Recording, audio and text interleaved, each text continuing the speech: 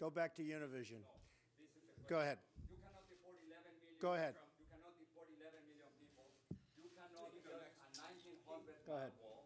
You cannot deny citizenship to children in this Sit country. down, please. Those ideas, You weren't called. I'm a reporter and don't touch me, sir. Don't touch me. Go. You cannot touch me.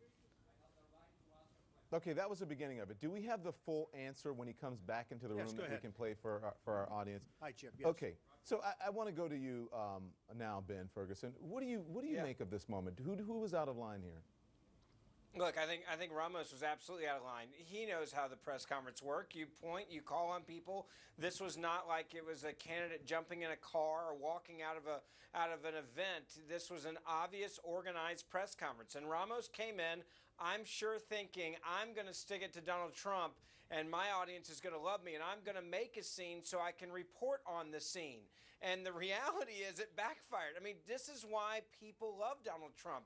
He is a guy that will not allow you to bully him. He's not going to take it. And I think the way that he handled it, saying, you're out of line, sit down, I didn't call on you. He's not afraid of him. You let him come back in the room and had a longer conversation with Ramos than he did with probably all the other questions combined. And I think for Donald Trump, all this is going to do is make other people look at him and say, that's a tough guy, that's a tough negotiator. This guy could be a tough president, and I think for Ramos, it'll backfire a little bit. Ramos fell into the Trump trap. Katrina, it reminded me of, you remember the heckler was at the Ronald Reagan press conference and he grabbed the microphone and said, I paid for this microphone, and got the cheers from everyone. Donald Trump has said, Katrina, I'm not going to let anybody interrupt my press conference in reference to Black Lives Matter when he was talking about Bernie Sanders, and he said, I thought it was disgraceful. What did you make of this moment?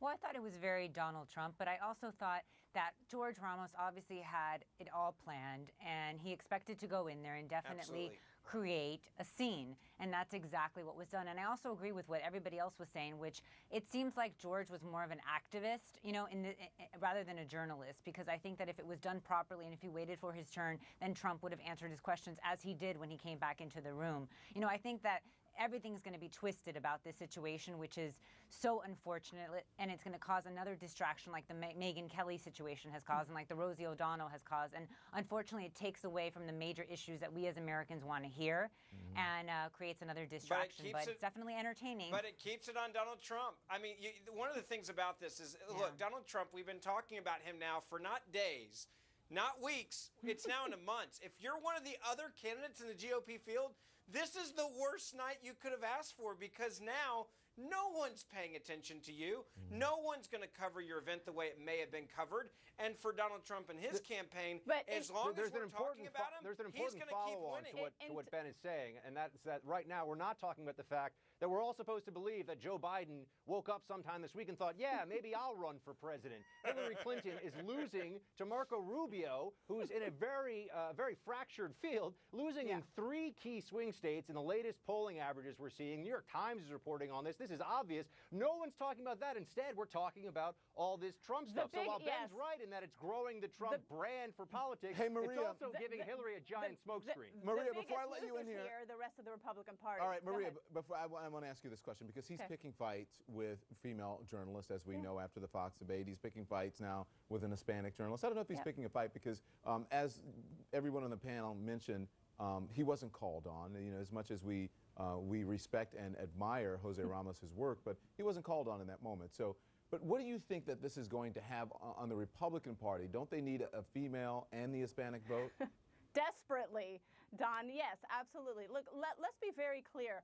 Tonight's exchange, both men were playing to their audiences. So this was not a fail for Jorge Ramos. Are you kidding me? You watch Univision's reporting about this now even, and they are going crazy against Donald Trump. And I've talked so much about this, Don, for a Republican Party that needs to get additional support from Hispanic voters, making an enemy of Jorge Ramos is definitely not the way to do it. And in fact, one of the things that Jorge Ramos was trying to give him the opportunity to do is to clarify his immigration stance, because that is what brought down Mitt Romney. That is what brought down John McCain. It didn't work well for them. He wasn't trying to clarify it. He kept telling Trump. He kept telling Trump, he you kept yelling cannot at do Trump. that. Wait, one at a time. Buck, Yeah, go he was ahead. saying- Yeah, I was he going was to say, saying- you cannot, he was saying you can't do this, you can't do that. Absolutely. In fact, U.S. federal law does say that there have to be people deported under certain circumstances. In fact, Congress has voted multiple times to build a fence. So him screaming, you cannot do this, which we He heard in the wasn't audio, is what he's screaming. saying. Katrina, go ahead Well, quickly. here's the thing. Hang on, Ben. Katrina, go ahead.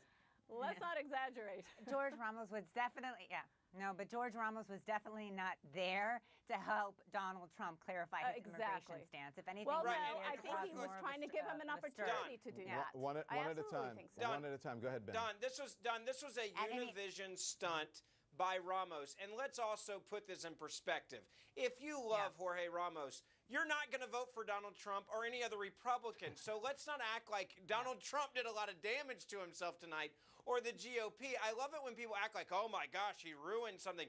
If you like Univision and Jorge Ramos and illegal immigrants coming to this country, you're not looking at any Republican candidate, so I'm not worried. And to be real honest, if you're watching Jorge Ramos, the chances you even understand the words coming out of Donald Trump's mouth tonight, I highly doubt you're going to know what he was saying anyway.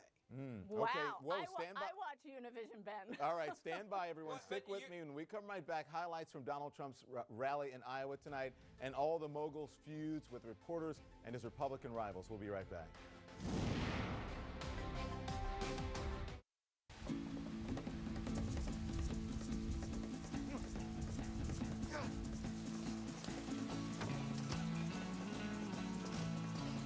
They say rain's bad luck for a wedding. No, it's good luck, actually.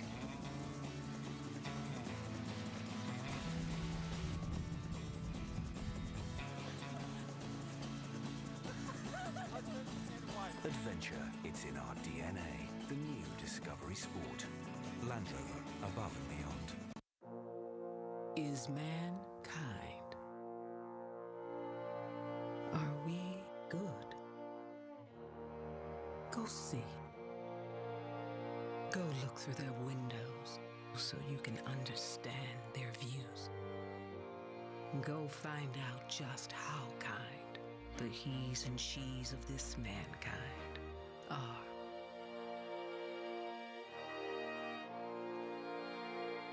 Small job?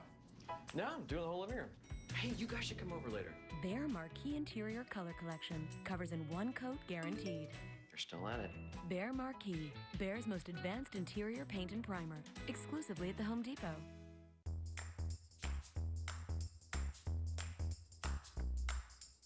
Irresistible moments deserve irresistible treats. New from Meow Mix, with real salmon, chicken, or tuna. The only treat cats ask for by name. Everyone deserves a better tomorrow for those we love and who count on us. Transamerica can help protect the important things in life so you can focus on the things that matter most. Transamerica. Transform tomorrow. Here's to better. Here's to looking good, square in the eyes and saying, sorry, good, I'm looking for better. Can I help you? Now Vonage is making communications for your business Look at me. better. Like award-winning cloud-based solutions. Hey, boss. I have employees? Better. Seamless mobility between all devices. This is Susan. Better. So much more for less than you think. Hey, boss. Sucker. Has everything gotten better? Is it just me? Get the better your business deserves at Vonage.com. What do doctors from leading cancer centers in the country have in common? Many of them now call Cancer Treatment Centers of America home. Expert medicine works here. Find out why at cancercenter.com. Cancer Treatment Centers of America. If you're suffering from joint discomfort, get your life back fast with Arthro 7 from U.S. Doctors Clinical. Formulated by our team of doctors for people who want a more natural, clinically proven solution to their joint discomfort in as little as 2 weeks. Call now or find Arthro 7 at these fine stores. Wednesday, September 16th, only on CNN. The Republicans square off again. The race is getting heated as the candidates fight for the party spotlight. The CNN Reagan Library debate, September 16th, starting at 6 on CNN. So here's the problem with your immigration plan. It's full of empty promises. Okay. You cannot deport 11 million undocumented immigrants. You cannot deny citizenship to the children in this country. You cannot build a 19. Why do you say that? You cannot do that. Well, a lot of people think, no, excuse me. You have to change the Constitution. A lot of people, but a lot of people think that's not right, that an act of Congress can do it. Now, it's possibly going to have to be tested in courts, but a lot of people think that if you come and you're on the other side of the border, I'm not talking about Mexico, somebody on the other side of the border, a woman is getting ready to have a baby, she crosses the border for one day, has the baby, all of a sudden, for the next 80 years, hopefully longer, but for the next 80 years, we have to take care of the people. I don't think this, I don't think so. Excuse me, some of the greatest legal scholars, and I know some of the television scholars agree with you, but some of the great legal scholars agree that that's not true. That if you come across, excuse me, yeah, just 1 second. No, I am answering. If you come across for one day, and you have a baby, now the baby is going to be an American citizen. There are great legal scholars, the top, that say that's absolutely wrong. It's going to be tested. Okay? So the question is, how are you going to build a 1,900 miles wall?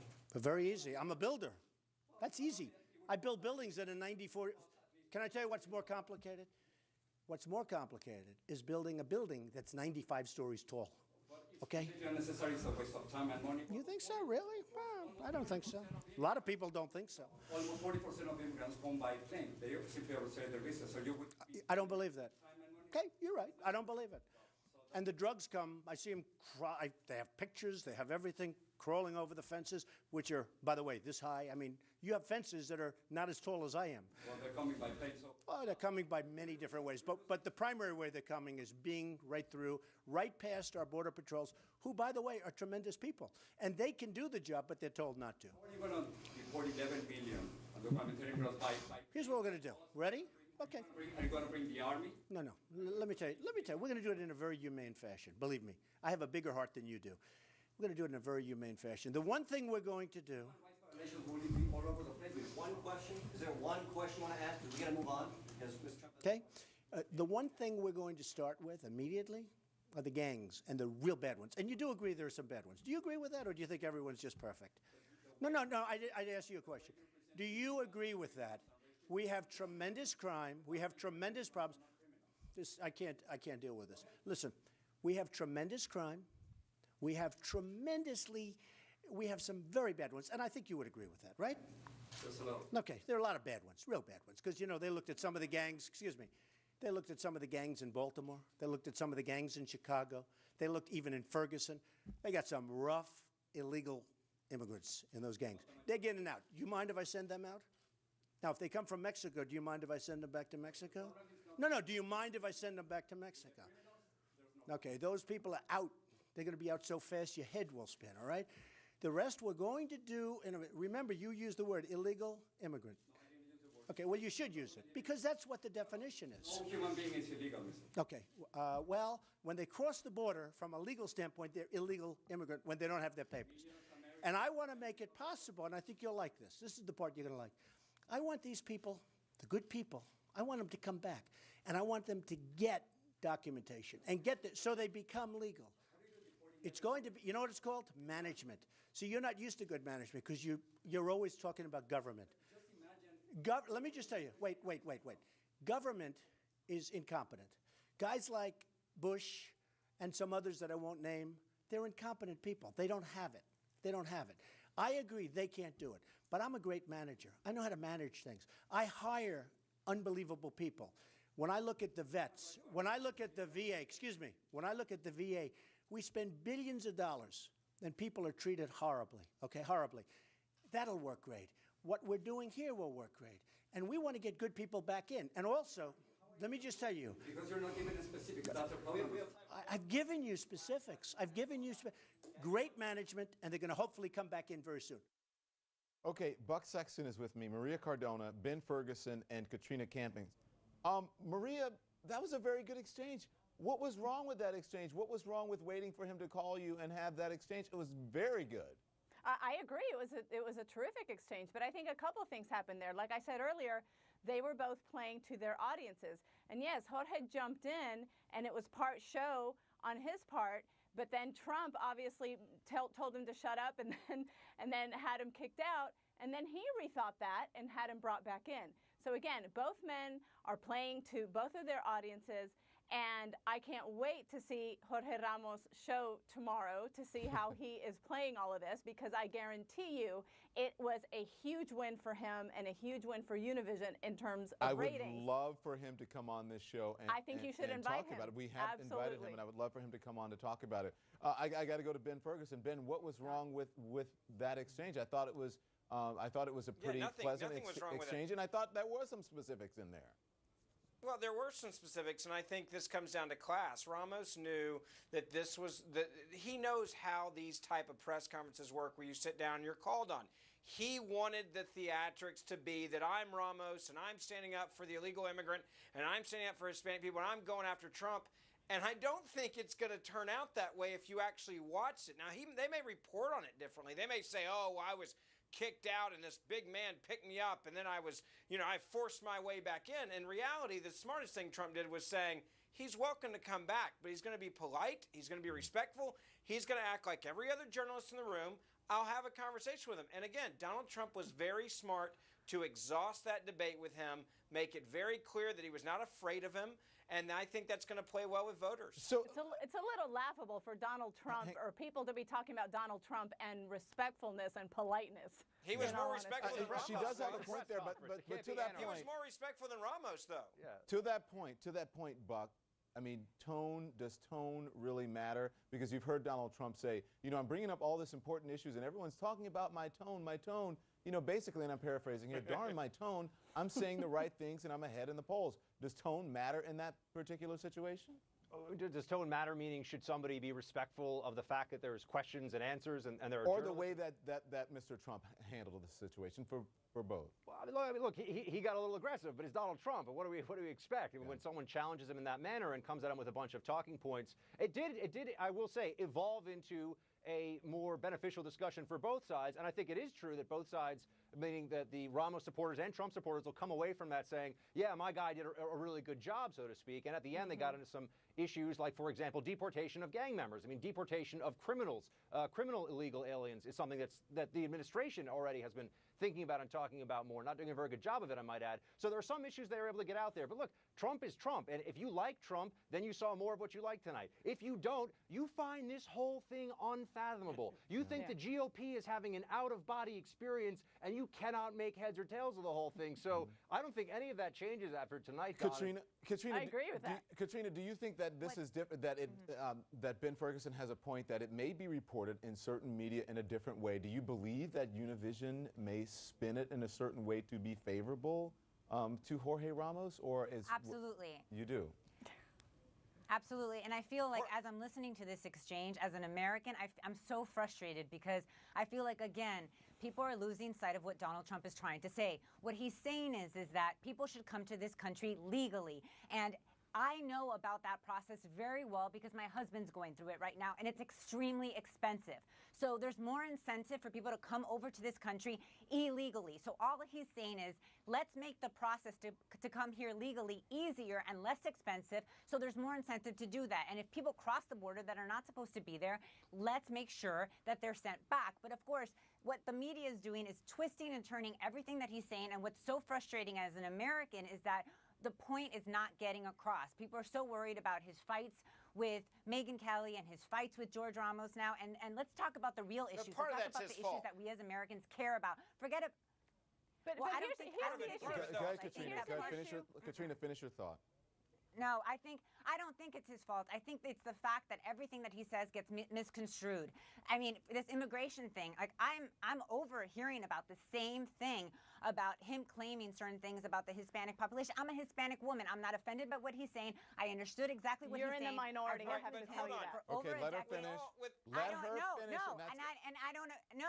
And I don't agree that I'm with the minority because last time I was on CNN speaking about this as a Hispanic woman, so many Hispanic women tweeted to me and said, thank you for finally speaking for the real Hispanic woman, for all these Hispanic women that are not a real Hispanic woman. Not every Hispanic. So I'm not a real Hispanic woman. That's going to have to be the last word. Thank you, guys. I appreciate it. Keep thinking that, please. When we come right back, Donald Trump's event tonight is a news conference like none other you have ever seen before. It was wild, even by Donald Trump standards. Attention neighbors, I just got a great night's sleep on my Beauty Rest mattress, so I am feeling refreshed, recharged, and ready to go. This means for the next 24 hours, I will be a coiled cobra of energy and enthusiasm, ready to strike. Ready to strike. Ready to strike. Ready to strike. Ready to strike. That is all. Ready to strike. The Beauty Rest Recharge line with pocketed coil technology. Get your Beauty Rest. Faison doesn't just treat gas, it attacks it. Faison 250 milligram strength with twice the amount of medicine per tablet as Gas-X Extra Strength. Honey, can you get me a mug? What? A mug. A what? A mug. Excuse me, buddy.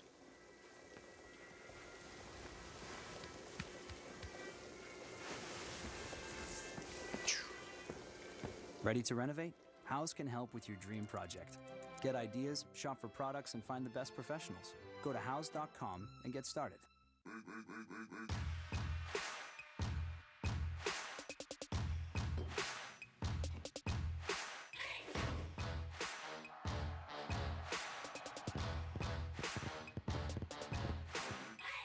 Rapid Trauma Unit 5. What do we got? BP 64 over 40. 2 units of O9. Multiple foreign objects in the body. Scissors.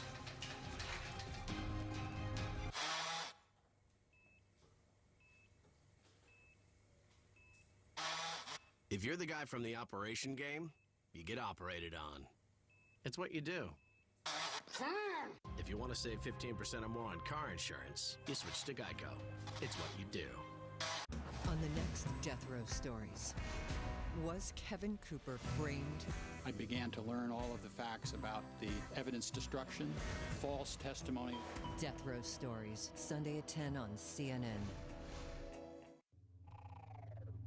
From the big screen to your screen, check out Hot Pursuit playing right now on Shaw On Demand. Yeah, you all want it. I'm a police officer. Mrs. Riva, she's a federal witness in my protective custody. Oh, I am protected by a meter maid. Everybody in the state is looking for her. Hola, housekeeping. 30 cops and the cartel. We need a couple hours to lay low. I kind of like your smile. Oh, cut it out. Moments like these are hard to describe. During these moments, you feel connected to nature. You feel more alive. You feel like you're getting to know something new about the world. These moments are worth sharing. What's your get-to-know moment? Submit your nature-inspired art, writing, photography, video, and music to the Rotary Get to Know contest. Learn more about the contest at gettoknow.ca. State of the Union with Jake Tapper, Sunday at 9 and noon on CNN. Breaking news tonight on CNN Tonight, Donald Trump speaks to a cheering crowd in Iowa tonight, but he does battle with a reporter. Univision's Jorge Ramos booted from Trump's news conference. Joining me now to talk about it is CNN's Brian Stelter, our senior media correspondent here and host of Reliable Sources on Sunday morning. Frank Sesno, former CNN Washington bureau chief and CNN presidential historian Douglas Brinkley, here with me as well. I want to play a clip again from this news conference with Univision anchor Jorge Ramos. Watch. Okay, who's next? Yeah, please. Excuse me, sit down. You weren't called. Sit down. Sit down. Sit down. Go ahead. No, you don't. You haven't been called. Go back to Univision. Go ahead. Go ahead. You cannot deport 11 million people. You cannot build a 1900 Go ahead. wall. You cannot deny citizenship to children in this Sit country. down, please. You weren't called. Go. Okay, so Donald Trump says that he was welcomed back in and eventually he returned. So I want to get everyone's reaction just to the moment. First, Brian Stelter. It was, in some ways, a publicity stunt and yet also an important journalistic moment. It was sort of both at the same time. He had been trying to get an interview with Trump for many months. Eventually, he and his team decided we're going to go to Iowa. They weren't sure if Jorge would actually get inside the press conference. They thought maybe he wouldn't be allowed in. He was allowed in, of course, then kicked out, then brought back in. And it made for not just good TV, but there was actually some journalistic substance to it, even though it felt like a stunt. Frank says no? Well, it's kind of funny here for me because I interviewed Jorge not very long ago for a book I'm writing. And the chapter he's in is about confrontational questions because it's what he does. He came up to Washington to confront House Speaker John Boehner on the immigration policy. He confronted Fidel Castro and the president of Colombia and got himself kicked out of the countries. This is what he does. And he wants to do it to put people on the spot and put them on the record. And yeah, there was some publicity stunt going on here, but this was an important moment for him, for his constituency, and I agree with Brian, for journalism. Mr. Brinkley? He seemed to be very forceful in that press conference, and nobody really likes somebody who kind of jumps in and acts almost like an activist reporter trying to dominate things. I think the way Trump threw him out, or the people that got rid of him, could have worked against Donald Trump, but once he was brought in and Trump was able to give Jorge Ramos that kind of one-on-one time for that many minutes, I think the Trump folks tonight are very happy about how this played out. And it ended with them saying, we'll talk.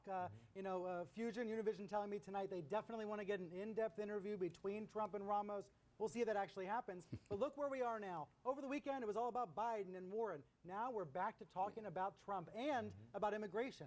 That might be a win for Trump. And to that end, I want to ask you, and Frank says no, how might the different networks use this? Univision, other networks, Fox possibly, CNN, MSNBC. How might they use this, and how might it be different on each one of them? Well, what you see depends upon where you stand, right? So for Univision, they've got a largely, if not exclusively, certainly not exclusively, but largely a Latino audience, Hispanic audience. They have been trumping, if you will, this topic of immigration. It is very close to the hearts of their audience, and it's one of the reasons why Jorge Ramos made the case the way he did. Fox is going to play this, well, I don't know how Fox is going to play it now because of the Megyn Kelly business, but typically Fox would play this very differently. They didn't really run the press conference live, which we, you know, if you were watching the networks, Fox didn't really go with much of it. Well, you know, Captain Ratings is out there again, and this is what he's doing. He's doing it here too. I mean, it's an unbelievable spectacle in American politics. Trump is like a TV producer, you know, he creates these storylines, he comes up with great sound bites, he knows exactly what we in the media need. He even gives shout outs to all these executives during his press conferences and events. You're right, we've never seen anything like it before. Douglas Brinkley, let's talk about history here and how it repeats itself sometimes. I want to play a clip from Ronald Reagan. This is at the 1980 presidential primary debate. Listen. You asked me if you could make an announcement first, and I asked you for permission to make an announcement myself. Would the sound man please turn Mr. Reagan's mic off for a minute?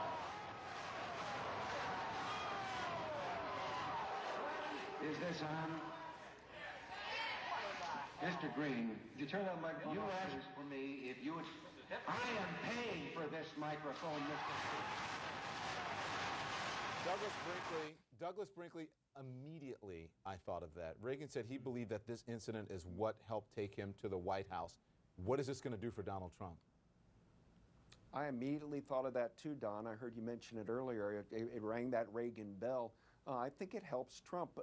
He's beating up on the liberal media, beating up on Univision. Trump has a lawsuit with them. The thing is, this may not be the Ronald Reagan we have that one moment there in New Hampshire in 1980. This may be the first of many more for Donald Trump. He seems to be able to manipulate the age of Twitter, age of cable television, the age of the media moment like nobody else's business. And I can only tell you the good news for CNN is on September 16th, the ratings are going to be very high because Jeb Bush and the others are going to have to go after Trump, and he's a master of the put down. When we come right back, Donald Trump's feud with Jorge Ramos is not the only one he has got going tonight. Wait until you hear what he says now about a certain Fox News anchor.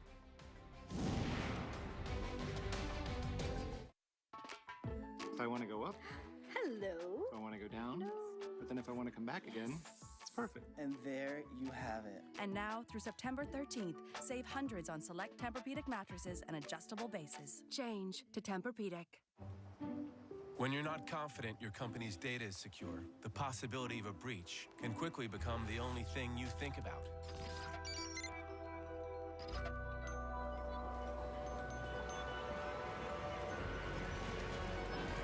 That's where AT&T can help. At AT&T, we monitor our network traffic so we see things others can't, mitigating risks across your business, leaving you free to focus on what matters most. You want to hike 2,000 miles? I really don't think you have anything to worry about. Bryson never took a risk. You're not doing this alone. Katz never played it safe. So why'd you come? There's a couple of outstanding warrants. Open up! That's really not something you can run from. Actually, you kinda can. On September 2nd, two old friends are changing their lives by going the distance. Everyone thinks we're gonna quit like most people. We're not most people. Hey, you boys want to ride? Sure do. A Walk in the Woods, rated R, everywhere September 2nd.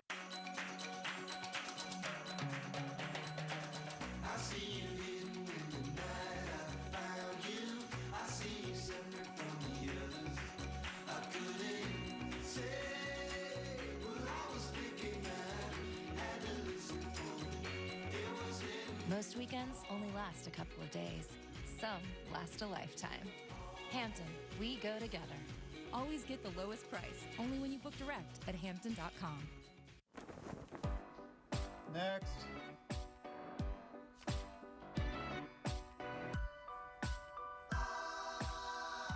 Expected wait time, 55 minutes. Your call is important to us. Thank you for your patience.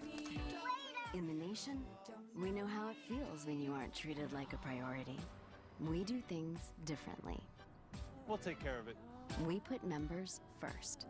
Thank you. Join the nation. Nationwide is on your side. I dropped him off at school and he's running off to class, and that's the last image I have in my mind of him. Somebody's gonna see this story and do the right thing. Get him back to the people who really love him. An all-new episode of The Hunt with John Walsh. Sunday night at 9 on CNN. I decided to start my own business, and I knew I needed a website. So I tried one of those do-it-yourself website builders. It said it was just drag and drop. Drag and drop, drag and drop. You can do this. Long story short, I couldn't drag and I couldn't drop. So I got smart and I called web.com. Call web.com now, and our experts will build you a new, custom website absolutely free. Free is good. It's free. I mean, who doesn't want to save some money? Plus, we'll list your new website where new customers can easily find you. If after 30 days you're happy with your new website, we'll continue to provide promotion, hosting, support, and maintenance, all for one low monthly fee. If not, cancel and pay nothing. Call now and get a free .com or .net domain name for your website powered by VeriSign, the world's leading domain name provider. You say it, we build it. Now having a new custom-built website is as easy as web.com. Call 1-855-292-0490 today. That's 1-855-292-0490. Katrina, the storm that never stopped. Tomorrow night at 9 on CNN. Look, I have a lot of respect for Roger. We'll see. I mean, you know, maybe, maybe not. I really don't know. Look, I think they cover me terribly. Fox News, I think they cover me terribly, and I'm winning by double digits on every poll. So I don't know. Maybe it matters, maybe it doesn't. I don't think I get good treatment from Fox. Donald Trump talking about his coverage and treatment from Fox News. Speaking of his president, Roger Ailes, there directly. So back with me now, Brian Stelter, Frank Sesno, and Douglas Brinkley. Brian Stelter, and there's more. There's always more with Donald Trump, right, Don? Yeah. Absolutely. You know, it's been 19 days since that Fox debate. CNN's debate at this point is almost as close as that Fox debate was. And yet, because of Trump, because of him attacking Megyn Kelly again last night and then commenting on it today, we're still talking about that questioning in the debate. Really interesting, though, Don, just tonight on Mediaite, the website Mediaite, they found video of Trump talking to Megyn Kelly back in 2011. This is back when Megyn Kelly had moderated a debate earlier in the season, and Trump was actually going to be a moderator for like this weird period of time. He was going to contribute, and then it never happened. Here is what he said about Megyn Kelly. I think it's a good idea, and I think we get very good ratings. I get good ratings. The Apprentice gets good ratings. That's why we're in season 12. I get the ratings, and a lot of people would watch. And I think, again, I'd cover things that a lot of people wouldn't cover. And I think I know the issues better than most, if not almost all. I mean, I know moderators that are doing debates that don't even know what they're talking about. They're just asking questions. They don't even know what the question means. So I think we would do very well. We'll have to see what happens. I mean, one of the problems that we're having is they want me to give up the possibility of doing the independent run. And while it's not something I want to do, it's not something that I'm going to give up. Do you really think that you're a better moderator than I am? No, I could never beat you. That wouldn't even be close. There would be no contest. You have done a great job, by the way, and I mean it. Something's never I was changed. going to say, it could be that could be today, except for that last 5 seconds. Talking about how popular he is in the ratings, but then he says, I could never beat you. You're so great at it.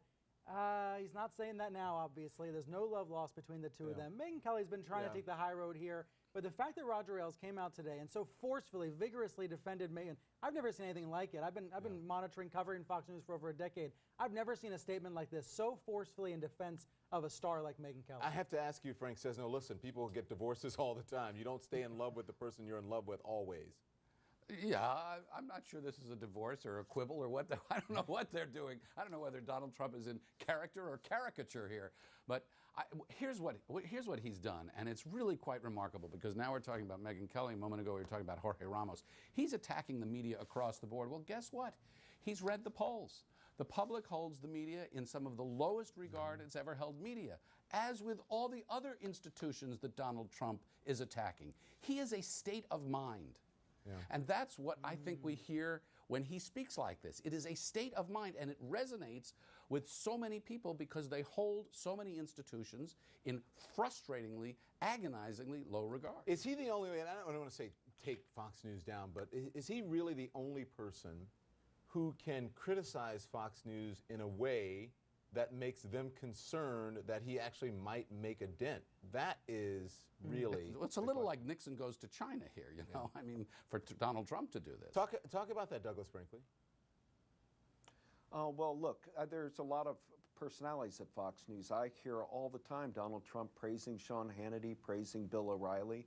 He has a feud with Megyn Kelly. I think the problem wasn't his comment that he wishes she'd go on vacation again, but was calling her or retweeting the notion that she's a bimbo. It's out of line. line. Beyond the pale, and it's what... Hey, Douglas, yeah, let me read them. Let me read them, and then we can talk about it more. Okay. Here's what he says. He said, Kelly File was much better without Megyn Kelly. Her replacement while she was on vacation is much better. And he says, I like the Kelly File much better without Megyn Kelly. Perhaps she could take another unscheduled vacation. And then Which is not true, by the way. Megyn Kelly must have had a terrible vacation. She is really off her game, was afraid to confront Dr. Cornel West, no clue on immigration. So, yeah. And then there's the retweeted one that you talked about, which I hate saying that, you know, the word bimbo. He also retweeted someone calling her a waste. A respected We're talking journalist. about the biggest star on Fox, highest rated star sometimes on Fox. Yeah. He's not going to win by going after Megyn Kelly, except to Frank's point about how people don't like the media generally. Even if you like Megyn Kelly, you might like it when Trump beats up the media generally. To Douglas Brinkley, I mean, have you historically, you are the historian here, have you ever seen anyone like this take on the media like this? No, we're in uncharted territory right now. Now, way back in history, like Theodore Roosevelt used to, you know, lambaste muckrakers and go after journalists to make mincemeat out of them. But this idea now that Donald Trump is just going to, you know, fry anybody that gets in his path, we didn't talk about it tonight because we've been focused on the press conference. But in his speech, the mocking tone he had of Jeb Bush, saying that Jeb doesn't even like his own last name because he's embarrassed to be a Bush. I mean, these are horrible fighting words he's doing against fellow Republicans that he's got to face in a few weeks here on CNN. I haven't seen somebody go for a kind of a scorched earth strategy like this. You're either for the Donald Trump brand or you're against it, and there's no gray in between. And Don, if I could jump in here, I'd like to point something out too, because you made the Ronald Reagan comparison earlier. Reagan, you know, mocked the media, and he talked about the puzzle palaces on the Potomac. His successor, George H.W. Bush, passed out little hats and things that said, annoy the media, re-elect Bush. I mean, they've all gone after the media, but not with this viciousness, and towards the others, as Douglas was making, with the point he was making, with this very scorched earth, crass, absolutist tone to him that, you know, there's no shade of gray here. But can I add one more word? He has been vicious. Yeah. He has been horrible. He's also having fun.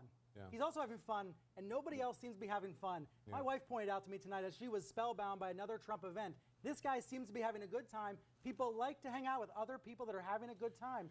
Trump keeps having fun, and as long as he keeps having fun, I'm pretty sure we're going to want to keep watching his events. And they want a tough guy. I do think it's important to point this out. I'm not sure if it was Douglas or Frank Sesno who talked about this, but people at Fox are coming to, of course, Megyn Kelly's defense. Even Sean Hannity saying, you know, he's made a point with immigration, but he's saying, leave Megyn Kelly alone. Dana Perino coming to defense. Brian Kilmeade coming to defense. And here is what Rupert Murdoch tweeted earlier. I'm sorry, is this Rupert? No, this is Roger Ailes, who tweeted this earlier. Said, Donald Trump's surprise surprised and unprovoked attack on Megyn Kelly during her show last night is as unacceptable as it is disturbing. Megyn Kelly represents the very best of American journalism, and all of us at Fox News Channel reject the crude and irresponsible attempt to suggest otherwise. That was the statement. It wasn't the statement that they released. That's Ailes' way of saying you're not going to be back on Fox News anytime soon, Trump. But I do have to say, though, in the exchange tonight, I'm not sure, you know, you guys say that it was a stunt or what have you. Some people say Ramos got the best of Trump, or Trump got the best of Ramos.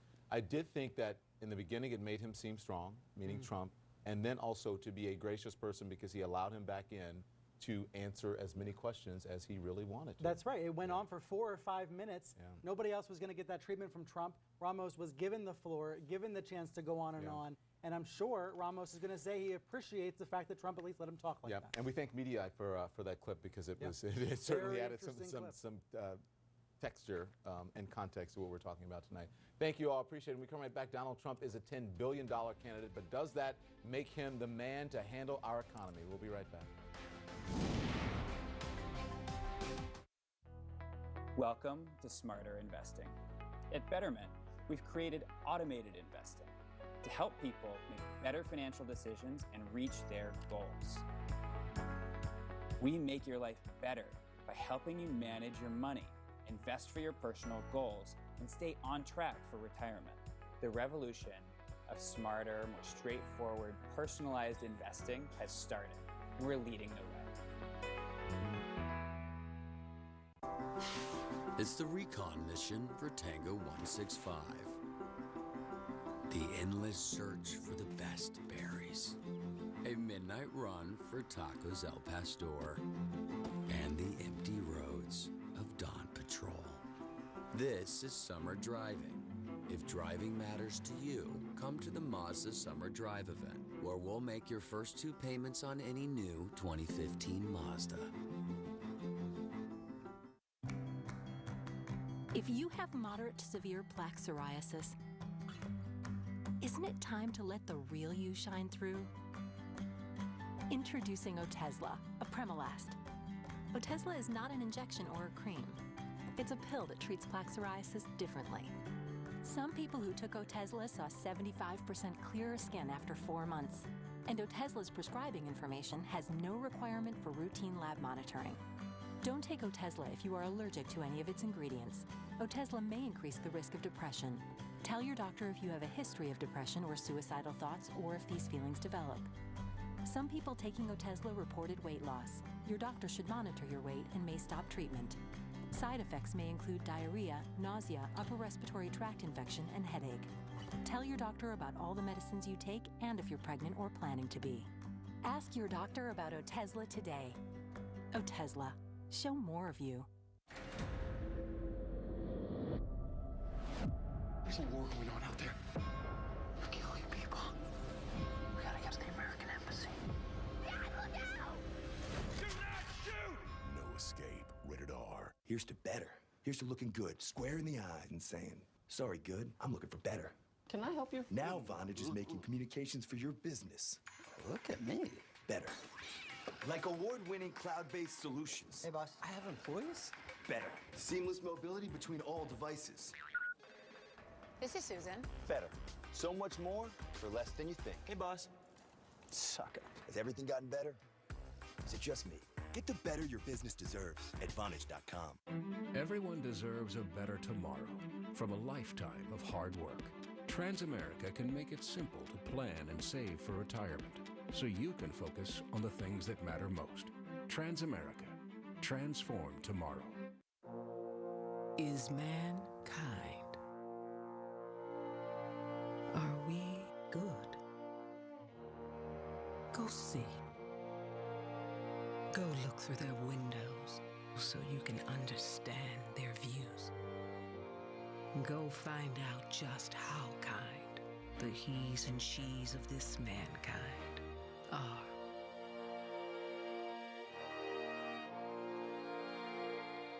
Wednesday, September 16th, only on CNN. The Republicans square off again. The race is getting heated as the candidates fight for the party spotlight. The CNN Reagan Library Debate, September 16th, starting at 6 on CNN.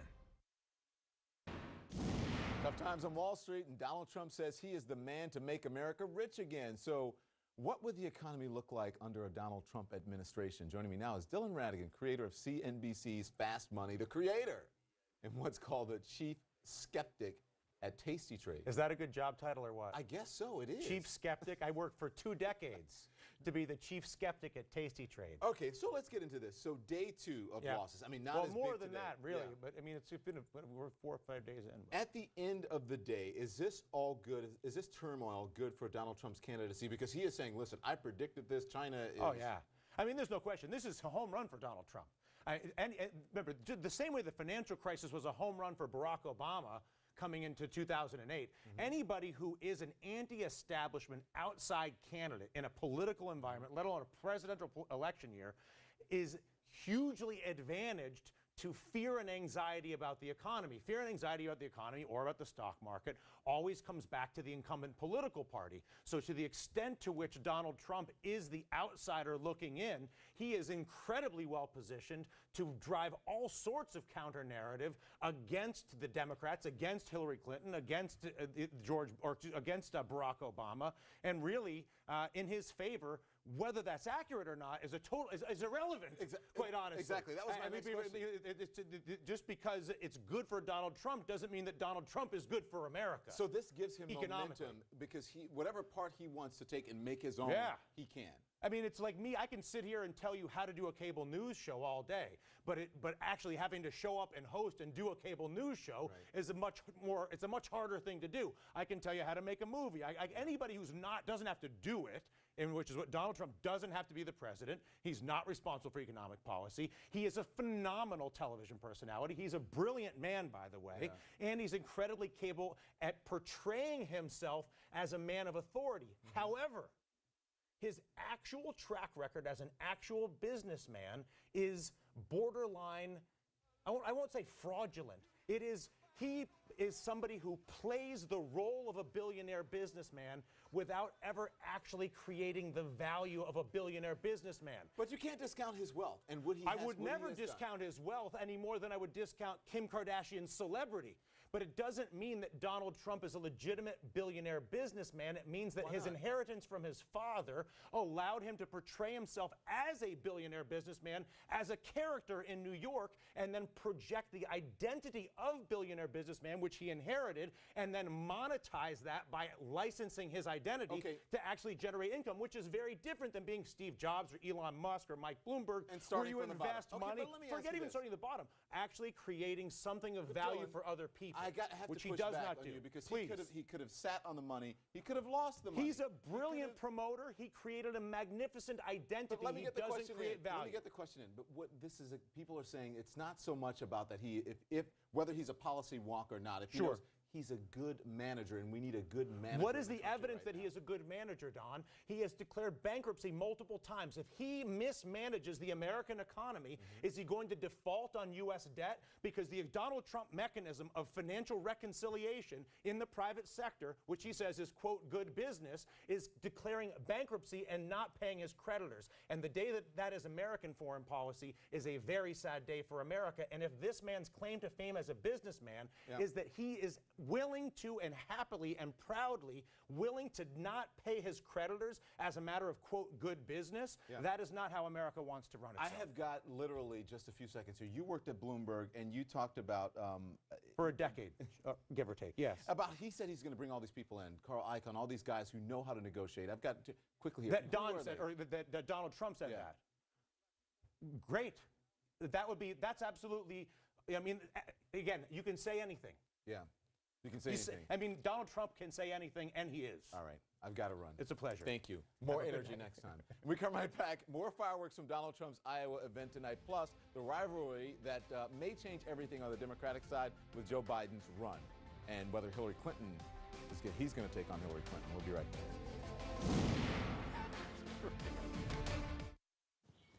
I just got the best night's sleep on this Beauty Rest mattress. This is cause for celebration.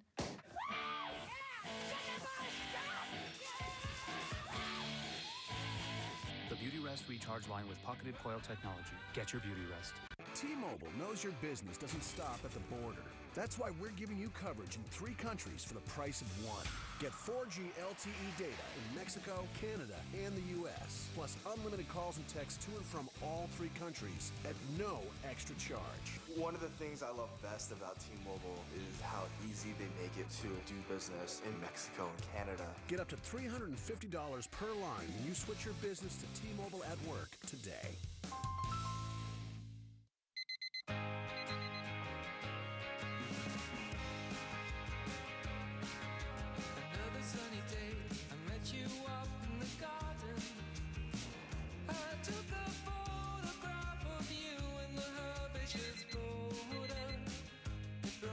Such a shame it's labeled a getaway.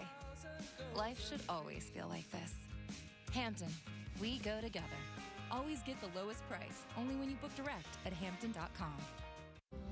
Here's to the explorers, those diagnosed with cancer who explored their treatment options by getting a comprehensive second opinion at Cancer Treatment Centers of America. Call today or go online to schedule your second opinion here. Learn more at cancercenter.com.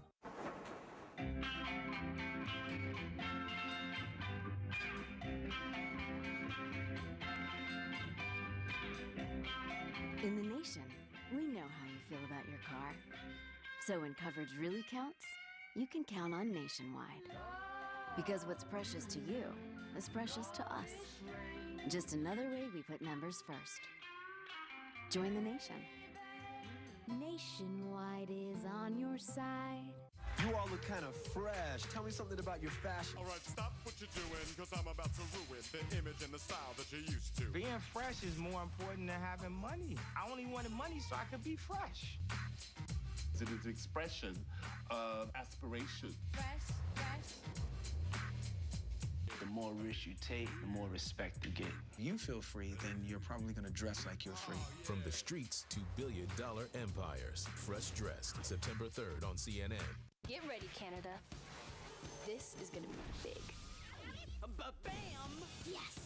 Guys! Hey, Canada! Have you heard? September 1st, Disney Channel is coming to Canada! It's so cool! Canada's got Disney Channel? Oh, this is gonna be good. Like, really good. We got you, Canada! Yes! What? Awesome. Finally! Awesome, right? You're going to love it here. On Disney Channel! Don't miss it! Disney Channel launches September 1st! Oh, Canada. Yes! Yes, it's tiny. This is our house. But to live small, So cute. That's too tiny. you have to think big. In a tiny house, everything has to have multiple purposes. What are you doing? Checking out our new toilet. I can't believe it. It's working! Oh my god. This is our house. I'm really glad we made this decision. Yeah, me too. Tiny House, Big Living. New series premieres September 6th on HGTV. New day, the most news in the morning. Tomorrow starting at 6 Eastern on CNN. This is CNN Breaking News. Breaking news, Donald Trump in Iowa tonight. We have all the highlights. This is CNN Tonight. I'm Don Lemon. Fireworks tonight as Univision anchor Jorge Ramos is removed from Donald Trump's press conference. Listen. Sit down. Sit down. Go ahead. No, you don't. You haven't been called. Go back to Univision. Go ahead. Go ahead. Go ahead. You cannot deny citizenship to children in this Sit down, please. You weren't called. Go. You cannot touch me. I have the right to ask a question. I have the right to ask a question. Yes, go ahead. Minutes later, Jorge Ramos is allowed back in, and that's when the real fireworks begin. So here's the problem with your immigration plan. It's full of empty promises. Okay. You cannot deport 11 million undocumented immigrants. You cannot deny citizenship to the children in this country. You cannot build a 9. Why do you say that? You cannot do that. Well, a lot of people think, no, excuse me. You have to change the Constitution.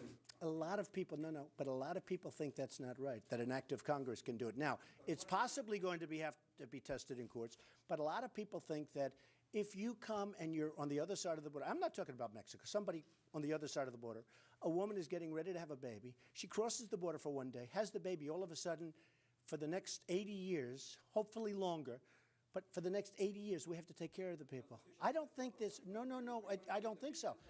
Excuse me, some of the greatest legal scholars, and I know some of the television scholars agree with you, but some of the great legal scholars agree that that's not true. That if you come across, excuse me, yeah, just one second. No, I am answering. If you come across for one day, and you have a baby, now the baby is going to be an American citizen. There are great legal scholars, the top, that say that's absolutely wrong. It's going to be tested. Okay? So the question is, how are you going to build a 1,900 miles wall? Very easy. I'm a builder. That's easy. I build buildings that are 94. Can I tell you what's more complicated? What's more complicated is building a building that's 95 stories tall. Okay? It's unnecessary, it's a waste of time and money. You think so, really? Well, I don't think so. A lot of people don't think so. Almost 40% of immigrants come by plane. They simply overstay their visa, so you would... I don't believe that. Okay, you're right. I don't believe it. And the drugs come, I see them, they have pictures, they have everything crawling over the fences, which are, by the way, this high. I mean, you have fences that are not as tall as I am. Well, they're coming by plane, so... Oh, they're coming by many different ways. But the primary way they're coming is being right through, right past our border patrols, who, by the way, are tremendous people. And they can do the job, but they're told not to. How are you going to deport 11 million undocumented immigrants by... Here's what we're going to do. Ready? Okay. Are you going to bring the army? No. Let me tell you. We're going to do it in a very humane fashion. Believe me, I have a bigger heart than you do. We're going to do it in a very humane fashion. The one thing we're going to do... Will you be all over the place? One question? Is there one question you want to ask? Because we got to move on. Because Mr. Trump... Okay. The one thing we're going to start with immediately are the gangs, and the real bad ones. And you do agree there are some bad ones. Do you agree with that, or do you think everyone's just perfect? No. I'd ask you a question. Do you agree with that? We have tremendous crime. We have tremendous problems. I can't deal with this. Listen, we have tremendous crime. We have some very bad ones, and I think you would agree with that, right? There's a lot. Okay, there are a lot of bad ones, real bad ones, because, you know, they looked at some of the gangs, they looked at some of the gangs in Baltimore. They looked at some of the gangs in Chicago.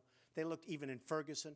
They got some rough, illegal immigrants in those gangs. They're getting out. Do you mind if I send them out? Now, if they come from Mexico, do you mind if I send them back to Mexico? No, do you mind if I send them back to Mexico? Okay, those people are out. They're going to be out so fast your head will spin, all right? The rest we're going to do, remember, you used the word illegal immigrant. Okay, well, you should use it, because that's what the definition is. No human being is illegal, Mr. Okay, well, when they cross the border, from a legal standpoint, they're illegal immigrant when they don't have their papers. And I want to make it possible, and I think you'll like this. This is the part you're going to like. I want these people, the good people, I want them to come back. And I want them to get documentation and so they become legal. It's going to be, you know what it's called? Management. So you're not used to good management because you're always talking about government. Let me just tell you, wait. Government is incompetent. Guys like Bush and some others that I won't name, they're incompetent people. They don't have it. I agree they can't do it, but I'm a great manager. I know how to manage things. I hire unbelievable people. When I look at the vets, when I look at the VA, we spend billions of dollars and people are treated horribly, horribly. That'll work great. What we're doing here will work great. And we want to get good people back in. And also, let me just tell you. Because you're not giving us specifics, that's the problem. I've given you specifics. Great management, and they're going to hopefully come back in very soon. So that is the moment that everyone is talking about tonight. So joining me now is Ronald Kessler, investigative reporter and author of The First Family Detail.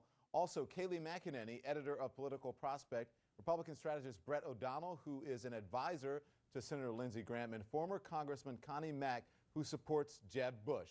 So I just want to get this moment in the exchange in here, just your reaction to that, and then we'll move on. First, Ronald. Well, above all, Donald comes across as likable, and he talks in the vernacular, the words that people understand. And but I like to go behind the scenes, and what I found, knowing him since 1988, going down to his club and home Mar-a-Lago and Palm Beach with my wife Pam on his plane, spending the weekend with him, knowing him ever since, interviewing his people, is that behind the scenes he's very different from what you see on TV. His top aide, Norma Forder, told me there are two Donald Trumps. One is the outrageous one who makes provocative comments to get attention to his brand and now to his campaign, and the other one is the real Donald, who is a very savvy businessman, doesn't act But just this wild moment, Ronald, behind we the can talk scenes. more about him, but just what do you make of this moment between him and Jorge Ramos? I think it's a plus for Donald. He comes across as commanding the way Ronald Reagan did in the press conference that you saw earlier. All right, Kaylee? Donald Trump prevailed in that exchange. Look, Jorge Ramos fails to understand a very basic point that Donald Trump forced him to acknowledge, which is we have illegal immigrants in this country. It's the minority, as Donald Trump admitted, but we have some dangerous illegal immigrants in this country that have to leave, that when they are deported, they have to stay abroad. He forced Jorge Ramos to acknowledge that. Brett? Well, I think for Republican primary voters, especially the ones that Donald Trump is trying to appeal to, this was a big win for him tonight. It shows him being strong, fighting the liberal media, and coming out on top. I mean, the exchange really went Donald Trump's way. Now, whether or not that's good for the general election, I think is another question, given his stance on immigration and against Hispanics. I think that he continues to do himself damage there. Connie? So, you know, I think most people would look at that and say, oh, this is a press guy going after someone, and so they kind of like that mix-up when a politician or someone running for office gives it back to them. The problem is with Donald Trump is you have to look at it with the proper backdrop. But just that moment as an observer, just the moment. No, because you can't look at it just as a moment. But Connie, that's how most people are looking at it. Everybody. I understand that, but if you're watching that moment on television, I'm just asking you what you think of the moment, and then we can go on and discuss more nuance. But just that moment between Jorge Ramos and Donald Trump. Then I think Donald Trump looked like he won that exchange, but he did have control of the mic. Okay, so Connie, let's move on now and let's get more nuance. You said that Trump would be done after the first GOP debate, after he wouldn't rule out a third-party candidacy. He is not only still in this race, but he is at the top of every poll. So how are you thinking these days? I still think he's done. You know the term jumping the shark. I think he's jumped the shark. I think he's done. I think he's fired, whatever provocative language people want to use. Unfortunately, there's a lot of pent-up anger out there, and people might say they're going to support Donald Trump. They're not going to vote for Donald Trump. They're not going to vote for a bully. They're not going to vote for someone who's going to go to the White House and scream and yell and call people names, treat people not with dignity. This is not what the President of the United States is about. They're not going to support a guy like that. Okay, so then, go ahead. Who wanted to get it? Was that? I think it's just the opposite, because he comes across as someone who would instill fear in other countries because he is so commanding and strong, and also someone who would reassure businesses that they're not going to be overregulated, so they can expand, they can hire more workers. That is not true. That is not what he says to other businesses. Is if you don't like it, I'll sue you. This is not a plank from the Republican. You know, he didn't make $10 billion he wants by being an idiot. You know, Donald Trump but he has filed for bankruptcy 4 times. I don't know that you can just say, just because he's got a lot of money doesn't mean he knows how he got it. But listen, I want to say that I didn't have enough time with Dylan to get in because I had to get to the top of the show. I have to hit certain marks in time, so I hope people at home understand that. But also, Donald Trump has said repeatedly that filing for bankruptcy was a tool in business that he used, that many people use, and it should not be looked upon as something that is negative. I don't know. Listen, I'm not a business person, but go on and discuss. That works for Donald, but it doesn't work for everybody else. Go ahead, he can't make up the rules as he goes. Go ahead, Kaylee. I think talking about his bankruptcies is entirely missing the point. Donald Trump is hitting into the passion of the everyday American who is sitting at home and they're sick of the divisiveness around the country. We want to be a unified America. And when Donald Trump ended his speech today and said the American dream is failing and I want to bring it back, he is reaching into the heart of what everyone in this country cares about. It's not his bankruptcies, it's the passion that he brings to the stage. Hey, Brett, let me ask you. Go ahead. Go ahead, Brett. I want to talk about the fact that Sam Clovis, who just stepped down as Rick Perry's top guy in Iowa, introduced Donald Trump, joined his campaign. What do you read into that? Well, what I read into it is Donald Trump is spending lots of money to get the kind of staff that he needs to run a traditional, credible campaign in the early states. But you know what? Donald Trump is going to keep going until, I don't think that he is finished. I always think he'll have a certain amount of support, but what will finish him is when a credible candidate in the Republican field stands up and takes him on and calls him out on some of these issues. For instance, so Lindsey who Graham is today. that? That's not Jeb Bush. He and Jeb Bush have been going. Jeb Bush is not a credible candidate? Well, I think he is a credible candidate, and I think Jeb Bush has started to do the right thing this week, which is to call Donald Trump out on his plans, to say, look, what you're proposing is incredible. We all share the same frustration. I totally agree with Kylie that Donald Trump is tapping in to a frustration that's out there. Bernie Sanders is doing that. That's why Hillary Clinton is not doing as well as expected. But people are very frustrated. But if Jeb Bush or Lindsey Graham or another candidate is able to stand up and seize the moment and say, look, I get it. I get that we're frustrated with the immigration system, but this guy's a phony, and here's a credible plan that could actually work. All right, everyone stay with me. When we come right back, Donald Trump feuding with everybody from Jorge Ramos to Megyn Kelly and Jeb Bush, but is he telling voters exactly what they want to hear, and is it working? Are you going to give us a ticket? I'm your ticket to this. You should get pulled over more often. No need. You earned so many points. You're practically a hotelionaire. This summer, save 25% when you book 2 nights or more. You listen good, because I'm only going to say this once. I known you a long time. Now we need to know exactly who you've talked to and exactly what you said. I'm sorry, Jimmy.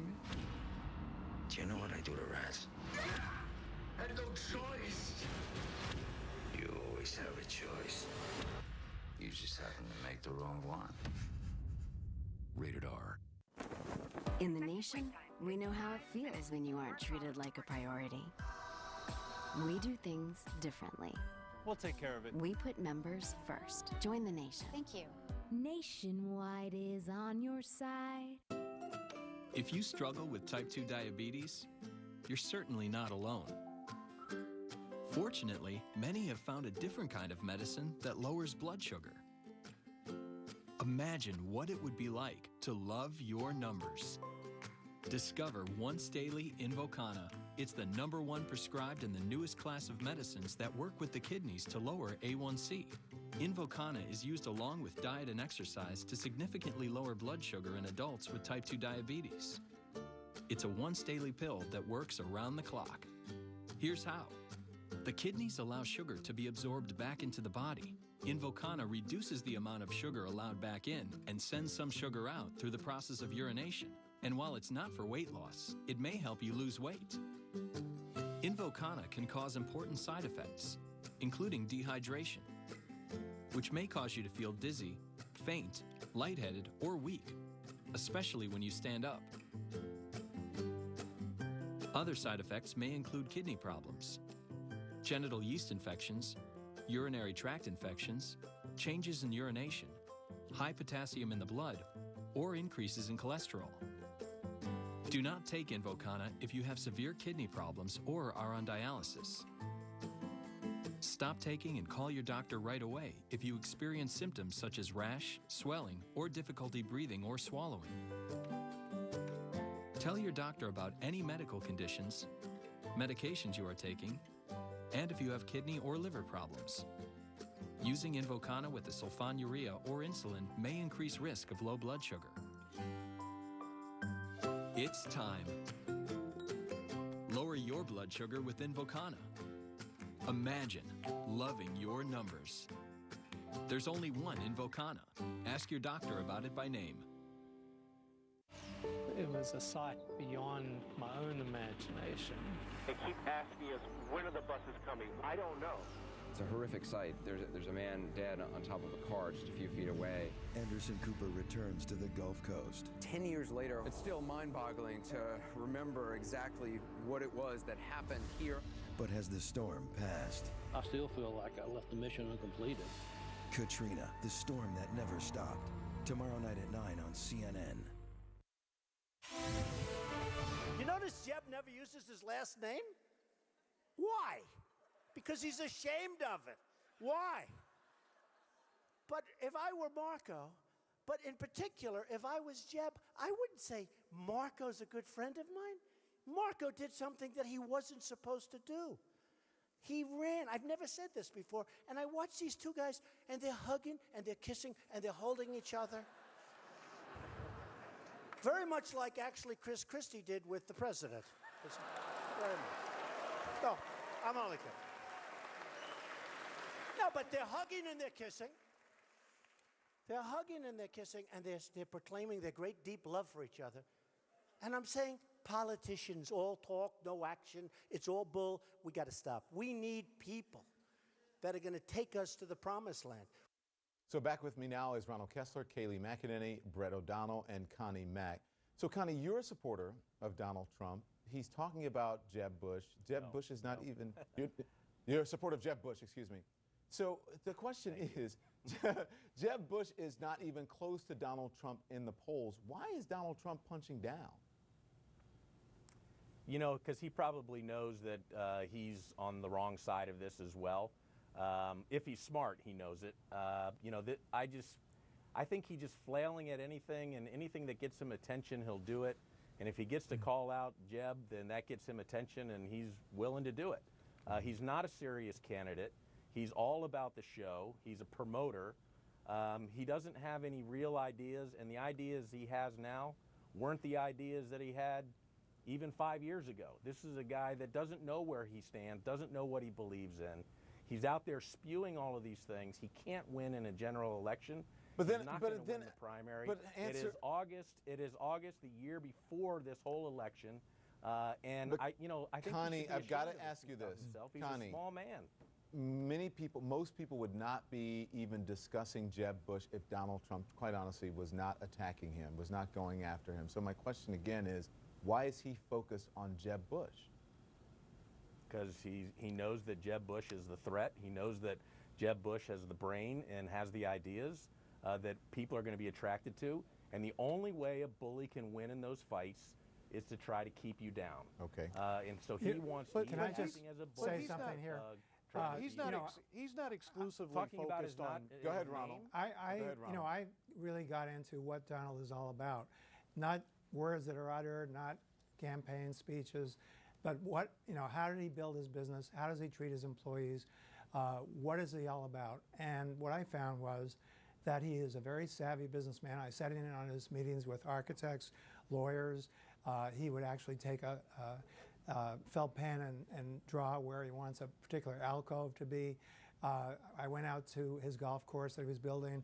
He would choose the color of rock. What's to your go point, though? And I'm saying that he is someone who is very competent, who could be president and do a good job. And that's why he's been so successful. Someone who treats his employees very well. Yeah. You know, Hillary Clinton is so nasty to her Secret Service agents on her detail that being assigned to her detail is considered a form of punishment. That's in my book, The First Family Detail. In contrast, Donald, when his butler in Palm Beach, Tony Senecal, had a heart attack, visited him in the hospital, insisted that he stay in Mar-a-Lago to recuperate. And also makes the point that he accepts Jews and blacks at his club Mar-a-Lago, whereas some Palm Beach clubs to this day do not accept blacks and Jews. On to Kayleigh now. Kayleigh, the attacks didn't end there. I want you to watch. Listen. I think Jeb is a nice person. He's very low energy. I'm not used to that kind of a person.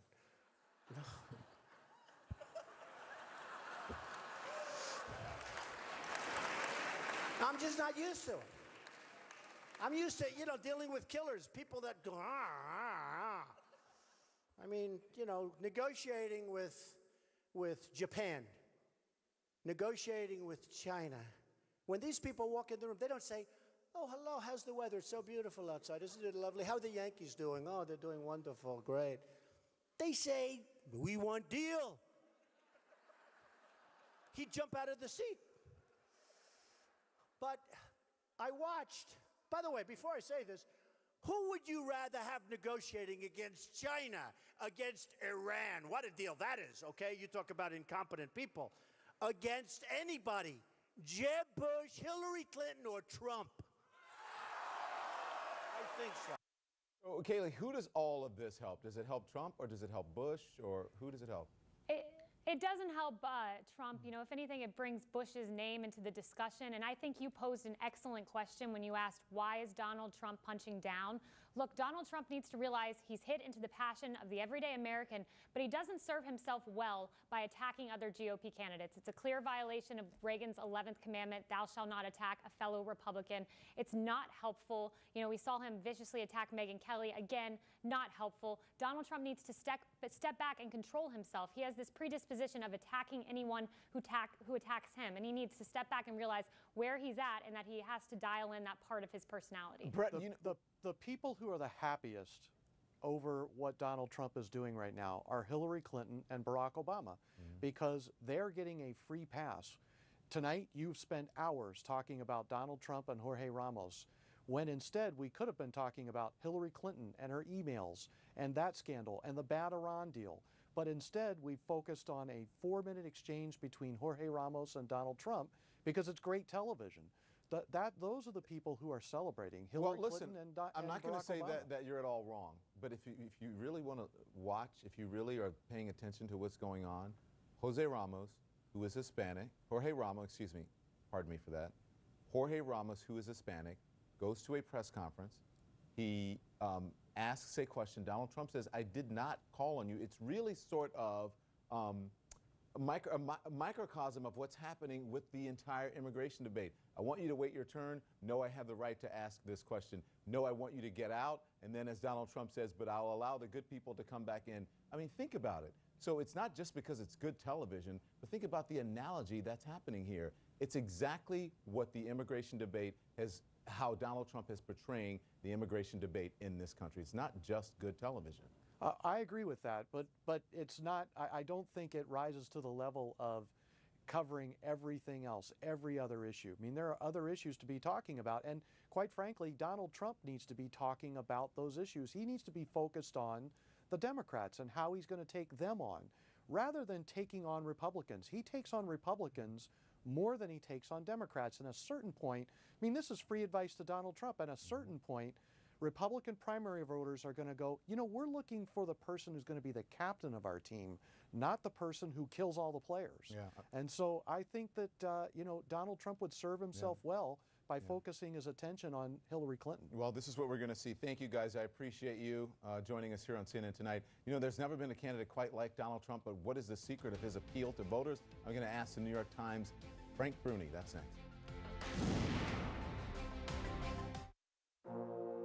Is man kind? Are we good? Go see. Go look through their windows so you can understand their views.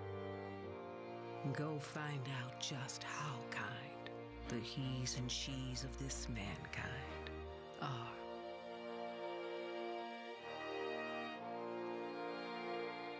Are we there yet? Only 11 more soul-crushing years. Nothing can prepare a family. There's like a war going on out there. When a revolution erupts. Get in the bathroom and lock the door. We gotta get ourselves to the American Embassy. Look out! Critics are raving. No Escape is a must-see big screen experience. We gotta get ordered out. You won't breathe until it's over. We gotta do it, okay? No Escape. In theaters everywhere tomorrow. Rated R. The signs are everywhere. The Lincoln Summer Invitation is on. Get exceptional offers on the luxury small utility MKC. MKZ sedan, the iconic Navigator, and get a first look at the entirely new 2016 midsize utility Lincoln MKX. During the final days of the Lincoln Summer Invitation, get your choice of MKC, MKZ, or MKZ Hybrid for $369 a month with zero due at signing. We live in a pick and choose world. Choose, choose, choose. But at bedtime, why settle for this? Enter Sleep Number. Right now, all beds are on sale. Sleep IQ technology tells you how well you slept and what adjustments you can make. You like the bed soft. He's more hardcore. So your sleep goes from good to great to wow. Only at a Sleep Number store. The time is now for the biggest sale of the year, where all beds are on sale. Save 50% on the Labor Day limited edition bed. No better sleep with Sleep Number. Milk, milk, milk, milk. Okay, phone's over. Thirsty? You said it would make me cool. They don't sound cool to me. Guess not. You gotta stick up for yourself. Like with the Name Your Price tool. People tell us their budget, not the other way around. Aren't you lactose intolerant? This isn't lactose, it's milk. Wednesday, September 16th, only on CNN. The Republicans square off again. The race is getting heated as the candidates fight for the party spotlight. The CNN Reagan Library debate, September 16th, starting at 6 on CNN. I'm on the move. Well, this seems rather sudden. Well, decided it's time to move on. Oh, but where? You know, have to spread my wings, see the world. Leaving so soon? Oh, life is about moving forward. There. Ha ha ha, this is perfect. Hello, new world. Aha. Nice move. On the move? Schedule your move with Shaw today at shaw.ca/moving. Wetaskiwin's advanced manufacturing sector is hiring. Increase your income with a higher paying job and lower housing costs, which are at least 30% lower than the major cities. Make Wetaskiwin the city of opportunity for you and your family. Looking for big city amenities with small town charm? Consider the city of Wetaskiwin. Our community offers affordable housing, a regional hospital, and a world-class aquatic center. Make Wetaskiwin your city of opportunity. Aaron Burnett out front. Tomorrow night at 7 Eastern on CNN. Sit down. Sit down. Go ahead. No, you don't. You haven't been called. Go back to Univision. Go ahead. Go ahead. You cannot deport 11 million people. You cannot build a 1900 Go ahead. wall. You cannot deny citizenship to children in this Sit country. down, please. You weren't called. I'm a reporter and don't touch me, sir. Don't touch Go. me, sir. You cannot touch me. I have the right to ask a question. I have the right to ask a question. Yes, go ahead.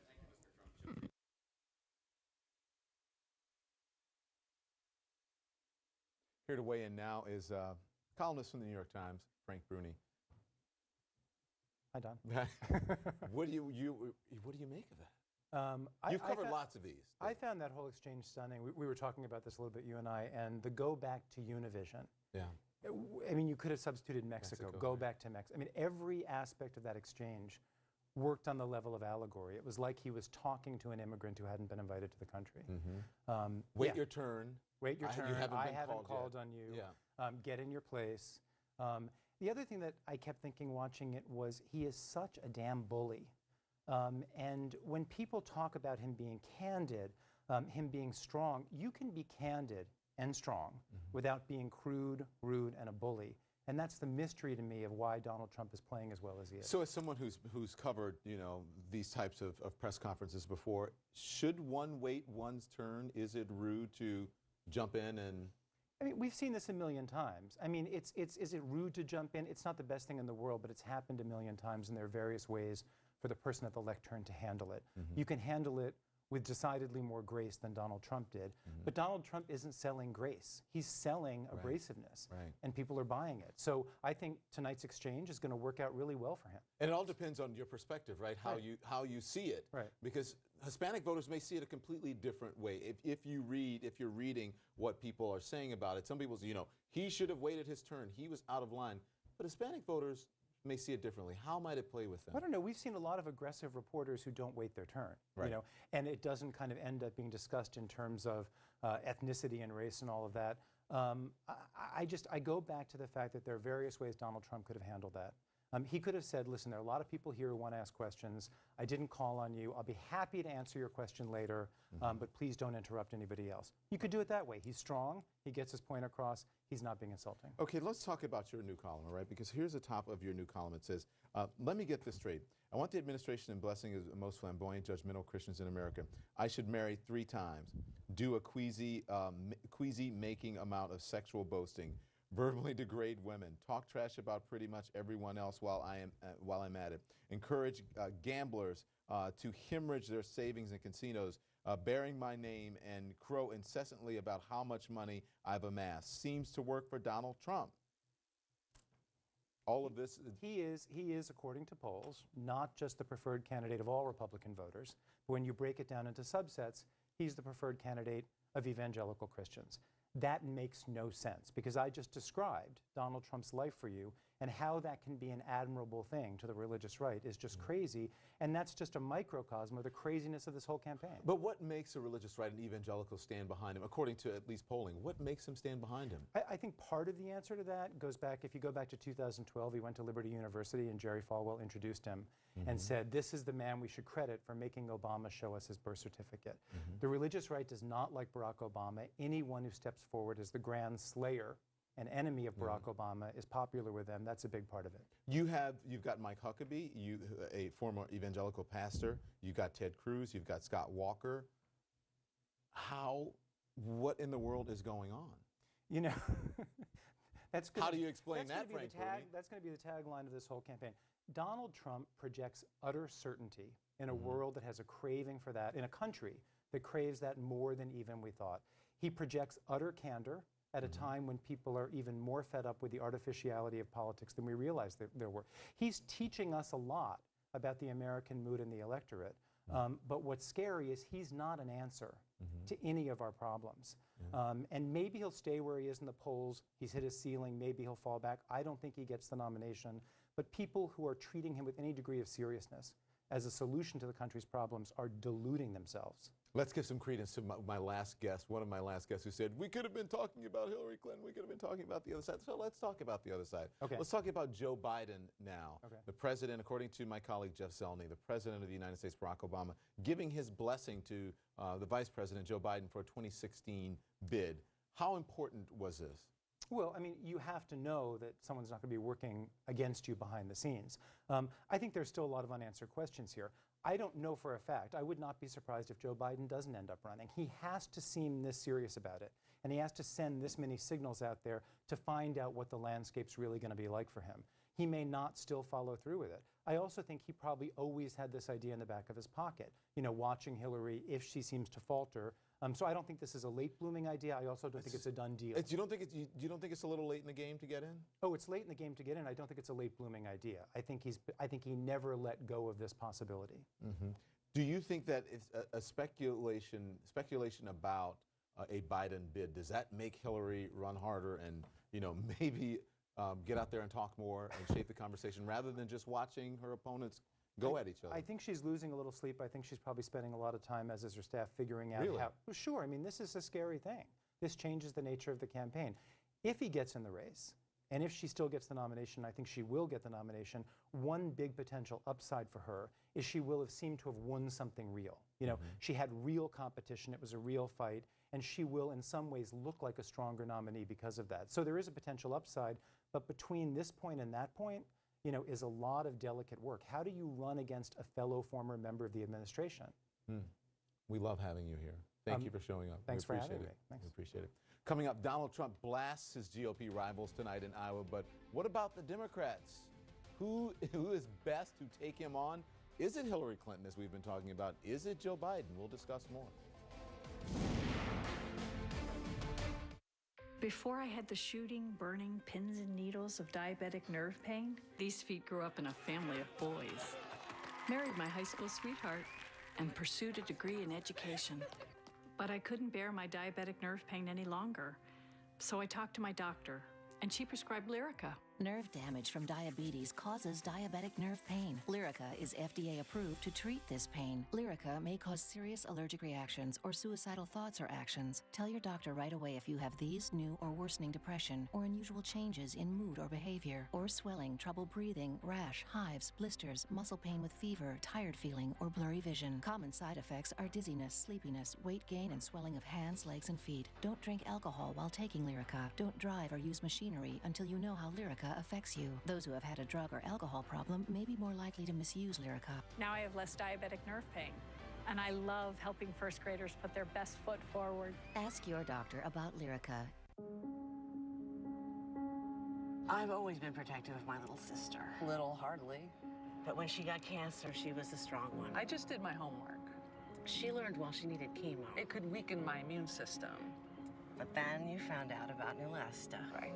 Neulasta helps reduce infection risk by boosting your white blood cell count, which strengthens your immune system. In a key study, Neulasta reduced the risk of infection from 17% to 1%, a 94% decrease. Neulasta is for certain cancer patients receiving strong chemotherapy. Do not take Neulasta if you're allergic to Neulasta or Neupogen.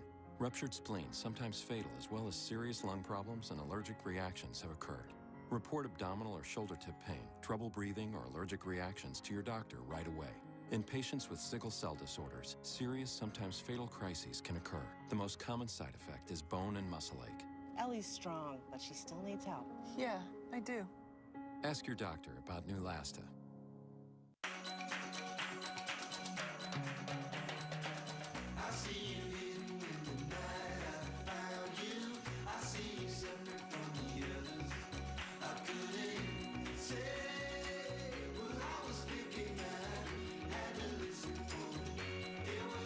Most weekends only last a couple of days.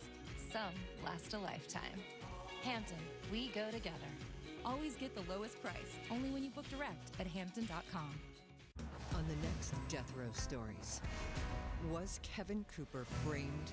I began to learn all of the facts about the evidence destruction, false testimony. Death Row Stories, Sunday at 10 on CNN.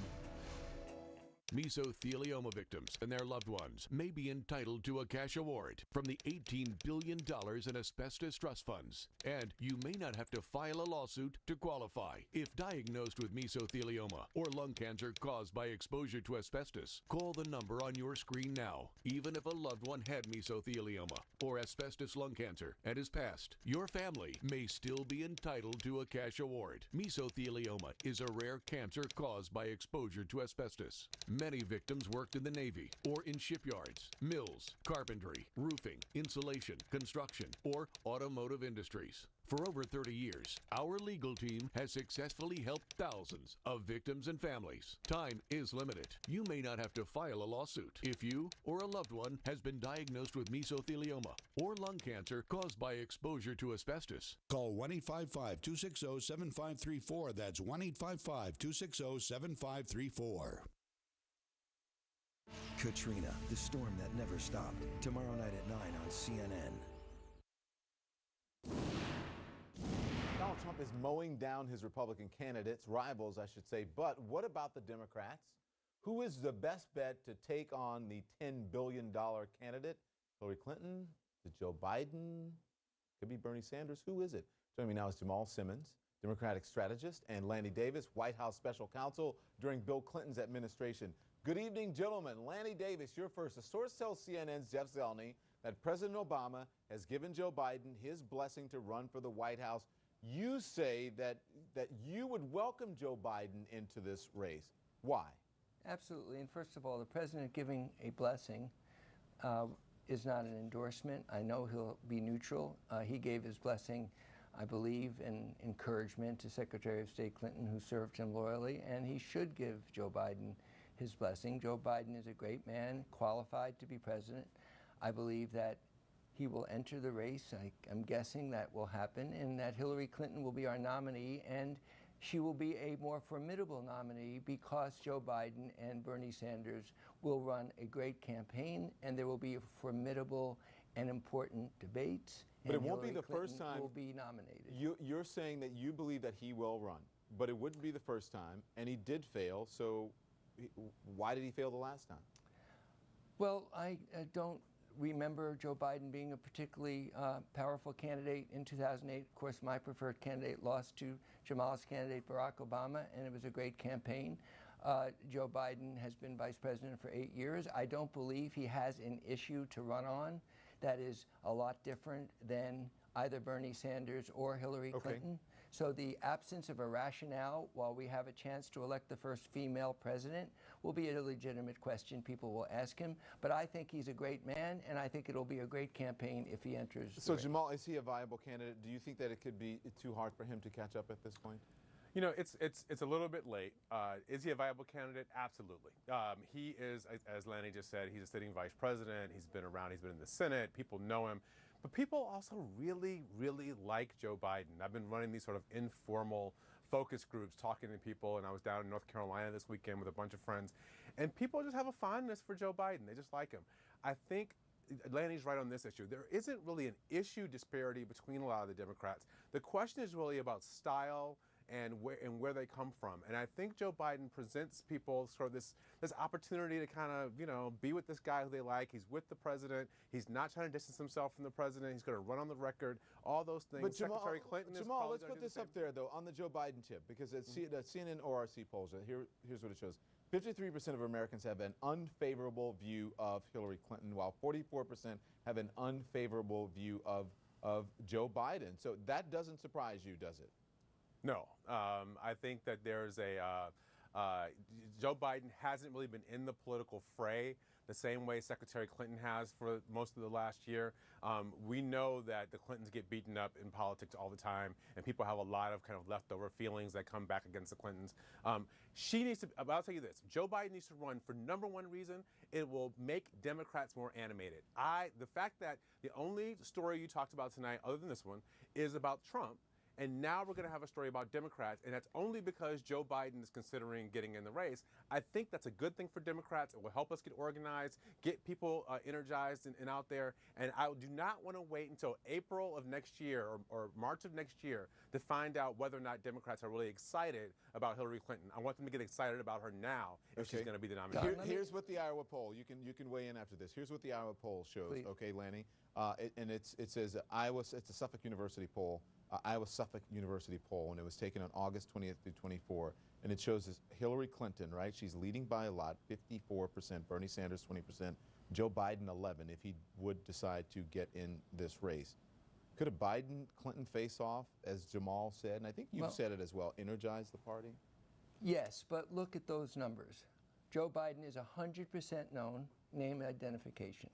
He's running behind Bernie Sanders with 8 years as vice president. And if you've not seen, as I have out in Iowa and elsewhere around the country, the fervor, the enthusiasm for Hillary Clinton, 18 million votes later after she lost to Barack Obama, she's built a following that is more than women who want the first woman president to make history the way we made history in 2008. She has enthusiasm, she has organization, and those numbers, everyone needs to remember that Gallup just issued favorables among Democrats. 8 out of 10, close to 8 out of 10 Democrats who nominate the next nominee have favorable impression of Hillary Clinton. But does Joe She's Biden very animate popular among Democrats? But Don't does forget does that. Biden animate or energize a different part of the Democratic electorate than does Hillary Clinton? Possibly. He certainly energizes me as a great man and as a nice man. I've known him for a long time. Jamal? But on what issue does he energize? I don't know the answer to that question. On one place I disagree with this, and maybe this is just anecdotal, but I got to tell you, I have not really found a lot of people under the age of 40 who are that enthusiastic about this Democratic campaign so far. Yeah. And that's what makes me nervous. Like, That was the difference with last time. Absolutely, Have you talked to young college women on Absolutely, campuses? I have. Well, I do work on college campuses, and I got to tell you, I haven't seen it yet. And let me just tell you this. What You'll Barack see it. Obama did today, or yesterday, or whatever it was, and Josh Earnest said today, when he said that the President of the United States thinks that Joe Biden was a great decision, that is going to open the door for African American voters to take a look at Joe Biden and to take a look at Hillary Clinton. Yeah. And I think we may see some tick up in African American voters coming around to Joe Biden because he's been standing with the president for the last few years. The question will be to both of you, and I've got to run here, but where does the money go if Biden does get in? Does it go to Biden or does it go to Hillary? No, he'll raise money, All and right. he's got backers, and so does Hillary Clinton. But African Americans with Bill Clinton and Hillary Clinton in their record are overwhelmingly right now, and the issue she's been speaking to. But it about does. Bill Clinton and Hillary Clinton aren't the same person. It doesn't mean that they're necessarily energized to go to the polls to vote. We'll be right back. I got to go. Sorry, guys. We'll be back.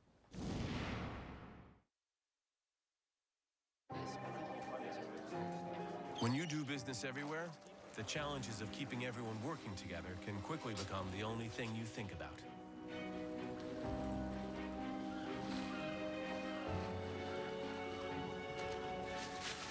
That's where AT&T can help. AT&T has the tools and the network you need to make working as one easier than ever, virtually anywhere, leaving you free to focus on what matters most.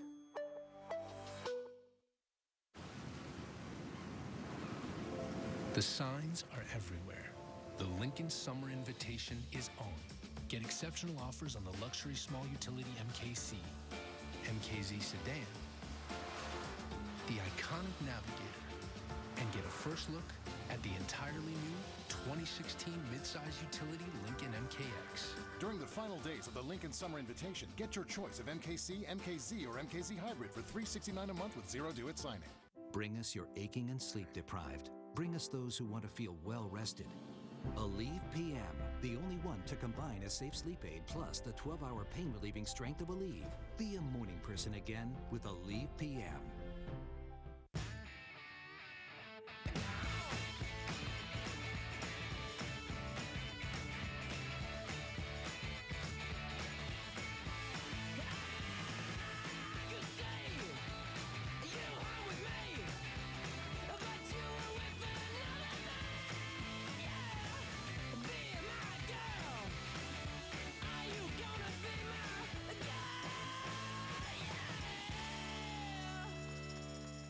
Progressive Insurance here, and I'm a fox who thrives on the unexpected. Ha ha! Shall we dine? You wouldn't expect an insurance company to show you their rates and their competitors' rates, but that's precisely what we do. Going up?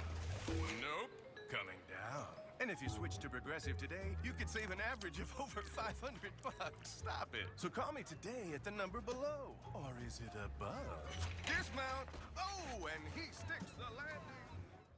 When it comes to food, pets know what they want, and so do we. That's why you'll find simple, natural ingredients like real meat and wholesome veggies and delicious Rachel Ray Nutrish recipes with no fillers or byproducts.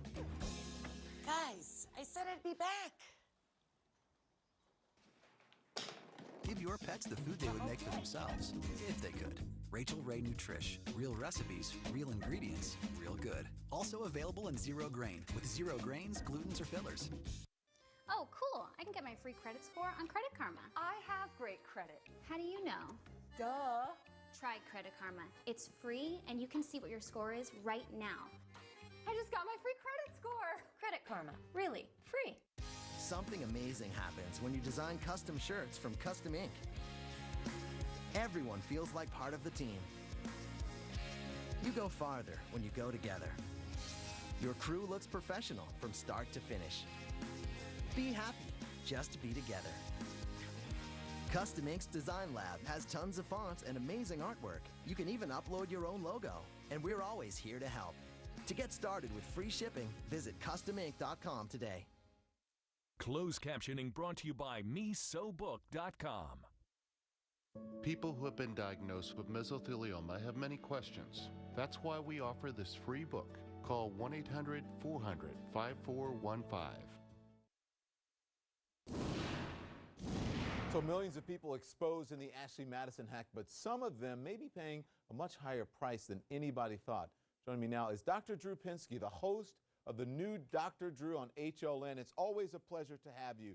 You have some important information for us on a number of subjects, so let's talk about this Ashley Madison thing first. 32 million names, right. People all over the country, yep. Dr. Drew. What was so appealing about this website? Well, people who wanted to cheat could go there and cheat.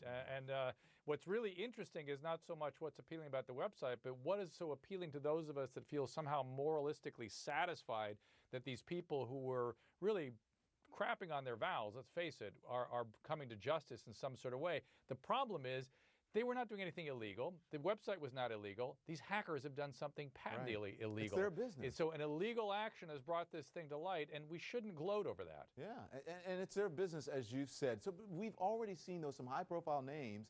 It's possible more are going to be revealed. A Florida State Attorney, Jeff Ashton, said, Dr. Drew, that admits that he signed up for the website, that he regrets his affiliation with the site, and says no laws have been broken. Josh Duggar, I'm sure as you've been reported, issued a statement saying he's the biggest hypocrite ever.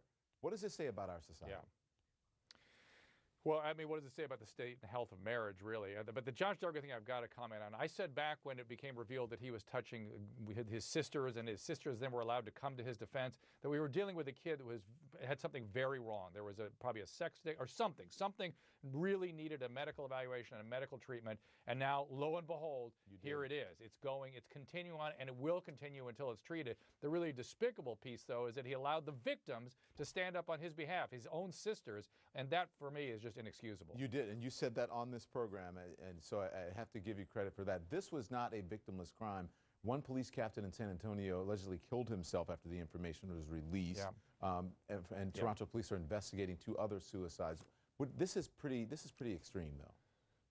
That's right. I talked to one of our attorneys tonight, and I asked, can we hold the hackers accountable for these deaths? I mean, there's a direct relationship between an illegal action, the hacking of this website, people's lives being destroyed, and somebody dying. But the attorney said, no, there really is probably not much can be done. There will, however, be action taken against the site and the site owners for having not kept the material confidential that they had promised to do so. Okay, I want to change subjects now because I think you're doing something that's very important. You have a 2-night special looking at issues facing the transgender community. Let's take a look. Just because Caitlyn Jenner isn't your hero, she's someone. Someone's life will get saved because of her. The reason I did not come out or transition in India was because my family would be there, and that would mean that they would have me killed. You were in the military, right? I was in the military. You were in the Navy. Yes, that's when I slowly started my transition. The studio audience is also comprised entirely of transgender advocates and notable voices. Why did you decide to do the show? It was not just transgender advocates. It was all transgender individuals, some of whom were advocates. And we did the show because we've been covering Caitlyn Jenner. This had become a topic of conversation in this country. We were having transgender individuals in our show and help us to sort of understand and tackle. Mostly we're looking at whether Caitlyn had done the appropriate thing by being so public and was she a good role model for the transgender community. But after a while we thought, we really need to get deeper into this topic. There's so much I don't understand about it, and I want to be an ally. I want to get into it. So we dedicated 2 nights to the stories of people with this phenomena, struggling with these issues. And I got to tell you something, like any human phenomenon, when there are special considerations, special conditions, it exposes just the human element, exposes so much about each and every one of us. And a lot of pain. And I guarantee you'll be touched. Yeah. A lot of pain, but I'll tell you where the pain was. It was in the transgender women of color. We dedicated Thursday night to that, and that was very specially touching. Can I say this? Because if you watch the show, and I have watched the show, Caitlyn Jenner has caused a firestorm. She's taken it head on. But also, do you think it's fair for her that she is representative of the entire transgender community? Can't she just be Caitlyn? That's a lot of pressure to put on one person. That is absolutely a great point. And the fact is, she may have real serious trouble once the white-hot light and all the excitement of what's going on with her starts to wear off. She still has to contend with all the other phenomena that the transgender people have to deal with, which are not so pleasant sometimes. And you see some hints of that in terms of dealing with her family in this particular, They Call Me Kate. Yep. The point is, though, she's got us talking about it, and ultimately we end up doing specials because of it, and I think we're very proud of it. All right, I got to go. Dr. Drew, thank you. We will be watching you on HLN. Dr. Drew examines the issues facing transgender Americans in a 2-night special event. That's tomorrow and Thursday nights at 9, HLN's The New Dr. Drew. Thank you, Dr. Drew, again. We'll be right back, everyone.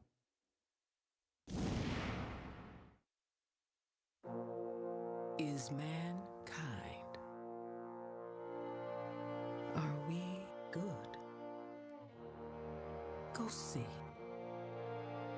Go look through their windows so you can understand their views. Go find out just how kind the he's and she's of this mankind are.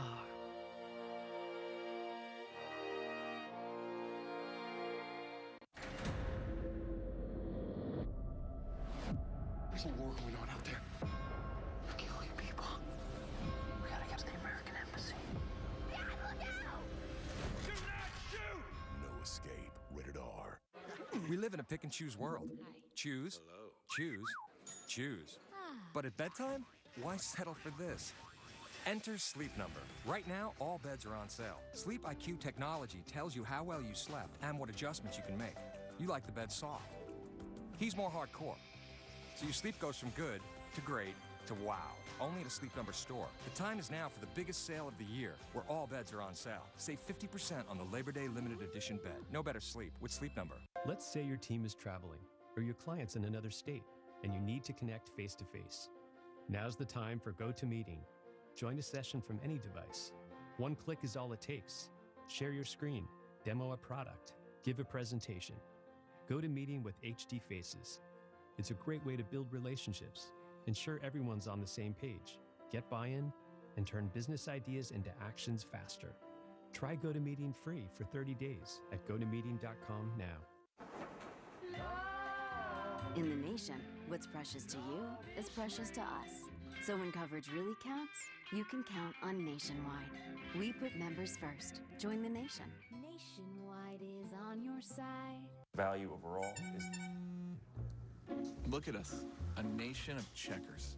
Missing this moment to check all the other moments. Really, Mom? Just one look.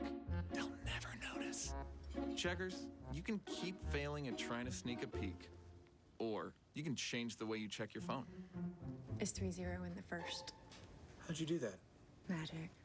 Actually, it's the Samsung Galaxy S6 Edge with discrete edge notifications. Stop what you're doing, because I'm about to ruin the image and the style that you're used to. You feel free, you're probably going to dress like you're free. I only wanted money so I could be fresh. The more risk you take, the more respect that you get. Fresh Dressed, September 3rd on CNN. Wednesday, September 16th, only on CNN. The Republicans square off again. The race is getting heated as the candidates fight for the party spotlight. The CNN Reagan Library Debate, September 16th, starting at 6 on CNN. Savvy moms everywhere are shopping Zulily.com, the leading daily deals site for moms, babies, and kids. Anyone that has children needs to shop on Zulily. I've saved between 50 and 70% almost every time I've shopped. You will find things that nobody else will have. At Zulily, we search far and wide to bring you deals you won't find anywhere else. But quantities are limited, so sign up today and find something you love. Zulily.com, a big selection of styles for a small window of time.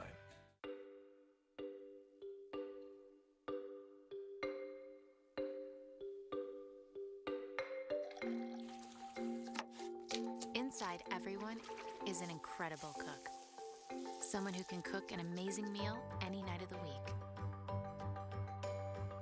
Farm fresh ingredients, step-by-step recipes, delivered to your door for less than $9 a meal. Visit blueapron.com/cook to get your first 2 meals free. I'm Chris Cuomo. This is CNN. That's it for us tonight. Thanks for watching. See you back here tomorrow night. AC 360 starts right now.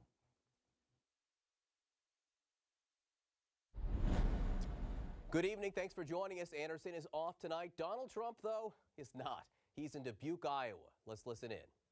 We don't have jobs. So they get out and there's no place to go. And they don't know what to do.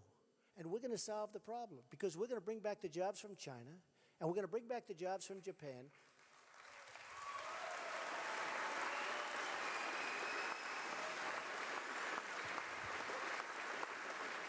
And we're going to be fair. But if you look at the deficit, the trade deficit that we have with China, it's astronomical. People are saying, how are you going to balance the budget? How about like making some good deals with China and Japan? Look at the trade deficits. I was in Los Angeles 2 weeks ago. I saw ships that were so big. I've never seen anything like it, with cars from Japan. They're pouring off. We sell them, and actually you sell them some beef, right? okay? This is one of the beneficiaries, beef. But honestly, if you ever look at the difference, numbers here, compare, it's so crazy. We send wheat. They send cars. We send wheat. It's all going to change. And we're going to have great relationships with these people. You know the amazing thing? Every country in the world thinks that the United States is represented by stupid people. And they're right, of course. No, they're wrong. Very stupid people. And every country in the world, I mean, every country in the world, everybody makes money. And the funny thing is we don't get along with anybody. Think of it. Here we have deals that are all bad, and everybody hates us. I just came in, and I'm watching on television that we're really in a very bad place with Russia. Now, we're working on the Ukraine, and I think that's fine, but why isn't Europe sort of like leading that whole charge? Why are we always leading? We're working on the Ukraine. I think it's terrible, all that stuff. But we got a lot of problems. We're sending an F-22, brand new, gorgeous. And we have fighters. Our best military people are going over there. And we're worried about the Ukraine. I think Ukraine's great. I think we should worry about the Ukraine. But you know, Germany is over there. Germany is far richer than we are. Germany's made a fortune. We protect Germany for no money. Okay? We protect South Korea for no money. So Germany is over there, right? And they're not worried about it. But Obama's talking about the Ukraine. Germany's sitting, oh, let these dopey people take care of us. And all the European countries. So we're sending our fighters. Now, in North Korea, you have a situation where, you know, he's rearing his head again. I just ordered 4,000 television sets for a big job that I did.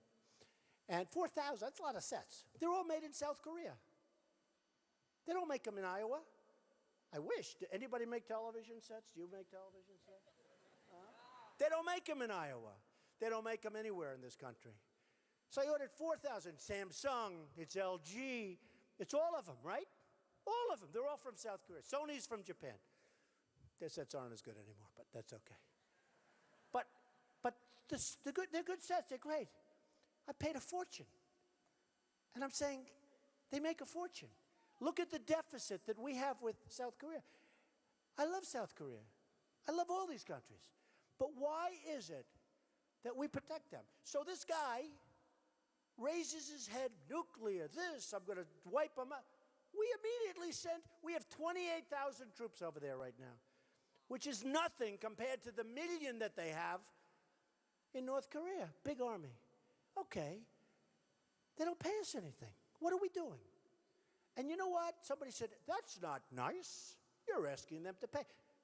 How can we police? We're watching the Ukraine. We're watching South Korea. We're watching Germany. We're watching Japan. We protect Japan. We have a treaty with Japan. If Japan gets attacked, we have to immediately go to their aid. Okay? If we get attacked, Japan doesn't have to help us. So that's a fair deal. That's the kind of deals we make. No, that's the kind of deals we make. They have nothing to do. They got attacked. Don't worry about it. But if they get attacked, we have to go over to Japan. You have a fly over, it's a long flight. So we need smart people. And we can straighten this country out.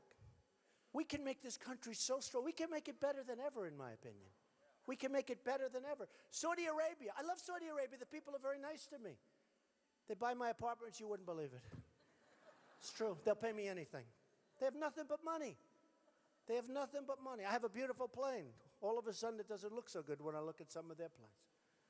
I'm jealous. It's terrible. Jealous. No, but Saudi Arabia, they make $1 billion a day. Now, in all fairness, that was before the oil went down. But now let's say it's $500 million. Okay, that's pretty good. You make $500 million a day. It's pretty good. We protect them. We protect Saudi Arabia. We get nothing. And every time, if you think in Yemen, those folks are after Yemen, then you ought to leave the room right now because you're not very smart. Yemen, did you ever see the border? It never ends. It's a straight line. It never ends. And you know what's on the other side? Saudi Arabia, the oil. If you think they're stopping at Yemen, they're looking for the oil. Don't forget, I'm the most militaristic person. I would build a military so strong, so powerful, so incredible, nobody would ever use it. We would never have to use it. I would have the best everything. You know, we have a military where we give to the allies, our allies. We give it to the wrong allies, by the way. You know that. We give it to the wrong allies. We don't give to the Kurds. We give to people. One bullet shot in the air. 2,300 Humvees, armor-plated, the best in the world. So I heard they left, and one day they abandoned 2,300. I said, no, no, no. You mean 23. You mean 3. You mean 2. You can't leave 2,300. They abandoned 2,300 armor-plated, the best in the world, Humvees. 2,300. Because one shot was fired in the air. These are the people we're helping. These are the people we're helping. And now the enemy has the Humvees armor-plated, and we have the ones where they're not armor-plated, and our wounded warriors, who are the greatest people we have in this country, they're the greatest. The greatest. And our soldiers aren't protected. And the enemy is, because they have these great vehicles that they took. And that's just the Humvees. You could go into everything. They have the best equipment we have. So we have to get smart. And we have to know what we're doing. And I would build, I'm telling you, I am so into it. But in 2000, and Ann Coulter knows this, in 2004, as much as I am into the military, which I love and respect, I'm a huge fan of General Patton. I'm a huge fan of General Douglas MacArthur. To this day, he has the highest marks. I'm a person, I believe in like marks and students and like education. I think it's great. General Douglas MacArthur, to this day, has the highest grades in the history of West Point. That means something, you know, it means something, right? It's nice. It's a nice thing. And we have to do something, and we have to do it fast. We have to get the generals that are great. There was a general, I won't use his name, but he's leaving. And they said to him the other day about ISIS on television, well, what do you think about ISIS? Can we beat them? Oh, I don't know. I don't know. I don't know. It's going to be very hard to beat ISIS. And I said to myself, can you imagine George Patton saying, oh, it'd be hard to beat? He'd have them knocked out in about 3 days, and he'd say, where's the next country? Where do I go from here? Where?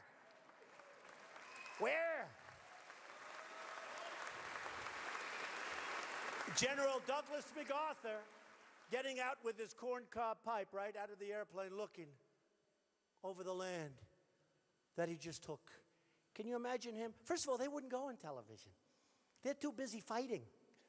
They want to win. They're too busy winning. We don't have winners anymore. We don't have winners in this country. Well, we're going to turn that around. We're going to have winners. Now, speaking of winners, this is so important. We all know about trade. We've covered it. It's horrendous. I'm going to get the greatest negotiators in the world. We're going to make great trades. We're going to make a lot of money. We're going to be great. Everyone's going to love us. Okay? They're going to love us. True. You know, funny, before, in Business Week magazine, again, they had a story a while ago. The 10 things the Chinese most want. Now, who's tougher on the Chinese than me? And I love them. I have respect for them. I just hate what they do to our leaders. But who's tougher than me? The 10 things, one of the 10 things was anything Trump. Apartments, anything Trump. We want anything Trump. I say, how could that be possible? Because maybe they respect me, or maybe they respect us. I don't know. But anything Trump. Okay. So we're going to be respected. We're going to be really respected. We shouldn't have gone to Iraq, and we did. We made a mistake. When we went out, we should have kept the oil, and you wouldn't have ISIS, believe me. You wouldn't have it. Now people say, oh, that's such a harsh statement. He said, take the oil. Who the hell has the oil? The Iraqi government is totally corrupt. ISIS is it just formed out of Iraq. So we shouldn't have gone in, and then the way Obama got out was a total catastrophe. And then I said, total catastrophe. And I said, Reuters, 2004, July. I said, don't go in, because if you do that to Iraq, and I'm one that wants to be like, I love the strength of military. But you got to use it in the right location. If you do that, you're going to allow Iran to take over because you're going to decapitate. They were two powers that were equal. They'd fight. They'd go 10 feet, 10 feet, 10 feet, then they rest. This goes on for decades. They go 10, 10, right? Am I right? So we decapitate one of them. Now Iran is, as we speak, meeting with Iraq to take over the country. And you know who's getting the oil, most of the oil? The stuff that ISIS doesn't have? China. You know that China is getting so much oil out of it. We're getting, you know, we get nothing. Thousands of lives, wounded warriors who I love all over. $2 trillion, we have nothing. In Afghanistan, which a lot of people don't know, is very rich in minerals, not oil, in minerals. We're fighting in Afghanistan, and they have very amazing mountains and ridges. We're fighting in Afghanistan over here. And on the other side of the mountain, they have massive excavation equipment from China. They're taking out all the minerals as we fight. We need people that are smart. We have people that don't get it. Look at the deal we have with Iran. Look at this deal. It is going to, in my opinion, lead to an arms race, the likes of which there has never been. Countries are going to line up for nukes. You're going to have perhaps nuclear proliferation. You're going to see things that you have never seen take place in a short period of time. This is a deal that just the other day, it was determined after months. You ever see a deal take so long, too, by the way? The deal's been going on forever. They had our prisoners. We never asked for our prisoners. How about that? Little, you know, look, having a deal is good. But we should have doubled and tripled up the sanctions and negotiated from strength. We could have done it so easy. Instead, we have Kerry that goes on bicycle races. He's in a bicycle race. He's 73 years old. 73 years old. And I said it the last time I spoke. I swear to you, I will never enter a bicycle race if I'm president. I swear. I swear. He's in a bicycle race. He falls, he breaks his leg. This is our chief negotiator. He's walking in. They're looking at him like, what a schmuck. I watched, actually, on Charlie Rose, I watched the chief negotiator being interviewed by Charlie. And after 5 minutes, I tweeted, @Real Donald Trump. I tweeted. I said, this guy is too smart for Kerry. I was right. So we didn't get the prisoners. And you know what the excuse was? We didn't ask for them. We didn't want to make the deal too complicated. Think of it. They're fighting us in Yemen. We didn't ask anything about Yemen. Like, don't fight us. We have a 24-day wait period. So if we think they're doing nuclear, we have to wait 24 days. But see, that's not the worst part. The worst part is the clock doesn't start ticking. Could be months. We have to notify them. There's a whole process.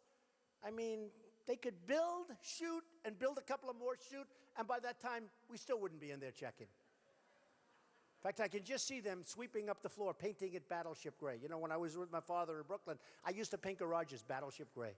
I'd always liked that. Do you know what I mean by Battleship Gray? Shiny Battleship Gray. I can just see them doing it.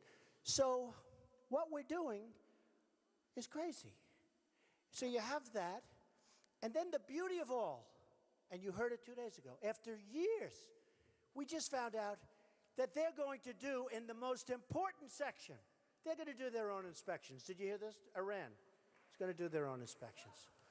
Did you hear about this one? Look, some of these guys didn't hear. Where the hell have you been for the last 3 days? Look at these guys. They're smart guys. 3 days ago I heard it. Nobody knew. They are going to self-inspect.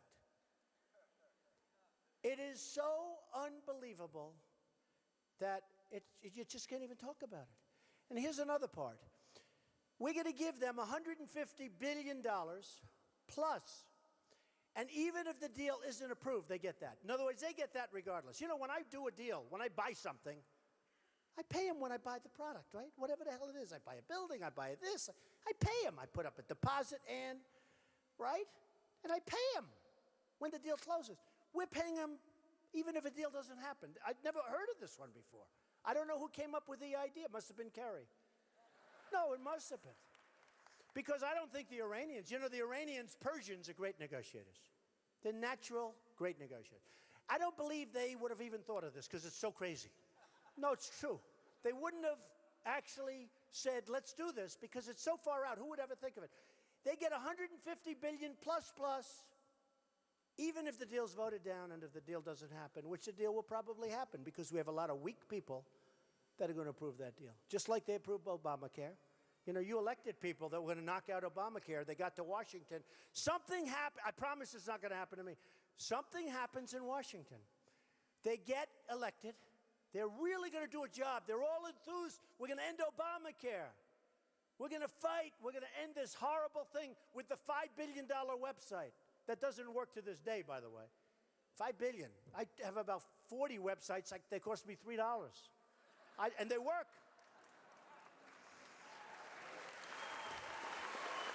So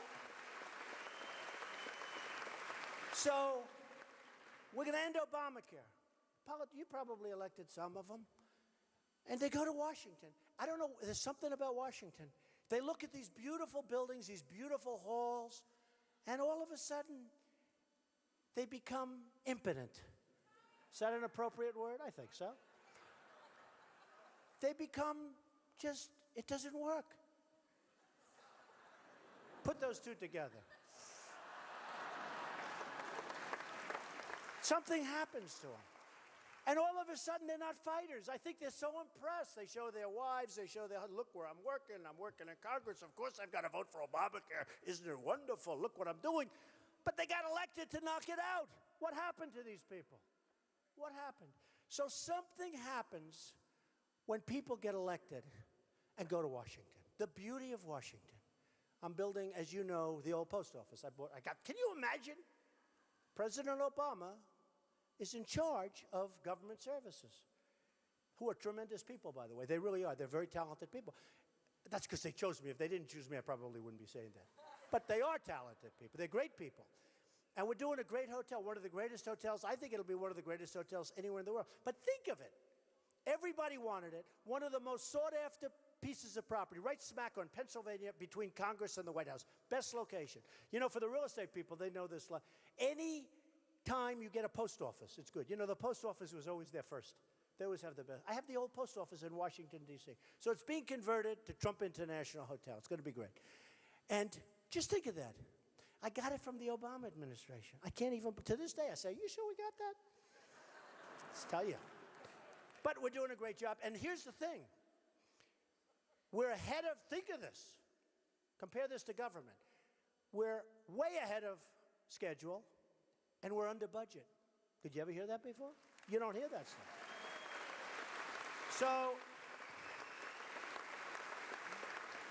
So we have a great country. We have a country with tremendous potential. The potential's here. The people are the potential. We have great people.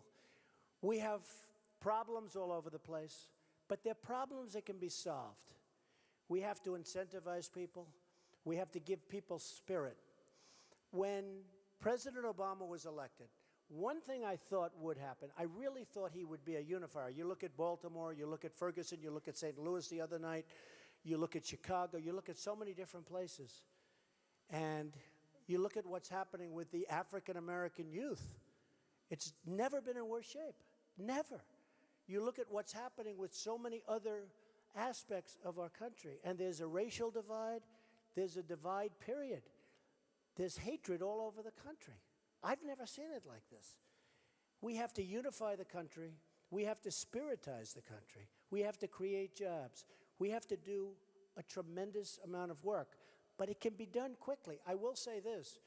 If the right person is not elected come next year, I don't know if it can be brought back again, no matter how competent or capable the person is. It's going to be too far down the line. No, it's going to be too far down the line.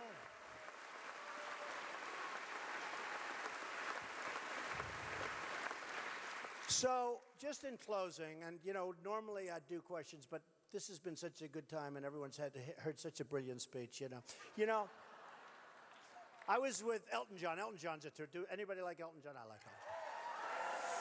And a lot of times, like they'll do this last song, and it's so great, it's so unbelievable. The place is standing and roaring and going incredible, and then they'll be like, they'll come back for like 3 more, right?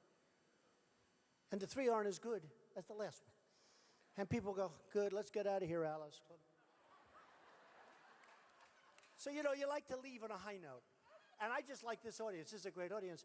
But I have thank you. I love you too. Thank you. But you know, I have a statement. I say it all the time. And I told the story once before. And it's that the American dream is dead. But I'm going to make it bigger and better and stronger than ever before. Right? Right? Good. But I got home one night, and my wife said, "Oh, that was such a terrible thing you said. It was all over television." And the problem I have with look, they're all live. What do I do? Every night, I'm on live television. I'm supposed to make speeches. How do you make the same speech? So I try and change it up. But every night, CNN, Fox, MS, NBC, everybody. Look at them. They're all live. It's not fair. No. These other guys, they go around, they make a speech in front of 21 people. Nobody cares. They can make they read the same speech. They have teleprompters. I say we should outlaw teleprompters for anybody, right? For anybody running for president. You shouldn't be, you know how easy that would be? Instead of this, I'm working my ass off, okay? Instead of this, I could just stand up.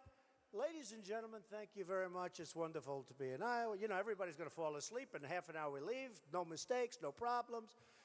But I walk in, but they're always live, these guys. Ugh. I think we're going to let's start canceling them a little bit. This is getting, and by the way, they're getting phenomenal ratings. That's why they're live. They're getting phenomenal ratings. And you know, in the old days when I was with The Apprentice, they paid me a lot of money. They don't pay me anything. You know, for the debate, we had 24 million people. Now, normally they'd have like 2 million people, right? When you say, and 2 million if they're lucky. They had 24. I won't take credit for it, but believe me, 100% it's me. 100%. It's true. It's true. So the ratings came out. They were so big and so much. It was the biggest rating in the history of cable television or something like that. And, you know, I was a little abused, but that's okay. I'm used to it. So what happens, I'm saying to myself, well, if it's not me, they have to. So I should go to CNN. They're doing the next debate. And I should say to Jeff Zucker, a great guy, Jeff, I'm going to do the debate, but I want $10 million for charity. American Cancer Society, AIDS research. We'll pick 10 great. $1 million. Otherwise, I'm not going to the debate. And honestly, I think they'd pay me. I do. I'm all for 100% for charity. But it might not look right. I don't know, Ann. I'm going to have to think about it. I sort of like it. Does anybody like that idea? I think they're going to do it. Then we go to Roger Ailes, who's a great guy at Fox, and we say, Roger, you know, they did so great at CNN. You did so great at Fox. Let's make it like 12, 15, 18, all for charity. But I'm thinking about it. I am thinking about it, believe me. So I go home, though. My wife says to me, you know, what are you doing? What are you doing? It was a horrible thing you said. And I said, why? What did I say? You said the American dream is dead. I said, I didn't say that. And I turn on the television. TiVo's wonderful. And I turn it on. And they have it cut. It's the American dream is dead. Cut. I said, what a terrible statement. But what I do say, and I say it all the time, the American dream is, to a large extent, it's in trouble. But we're going to make it bigger and better and stronger than ever before. And we are going to win the nomination, and we are going to get the greatest people that have ever represented. We're going to get the smartest, toughest, best people to represent us against the world. And we are going to make our country so great again. You're going to be so proud of it. And it's an honor to be with you tonight, and I really look forward to being with you for many, many years to come. Thank you. Thank you very much. Thank you very much. Thank you. Thank you.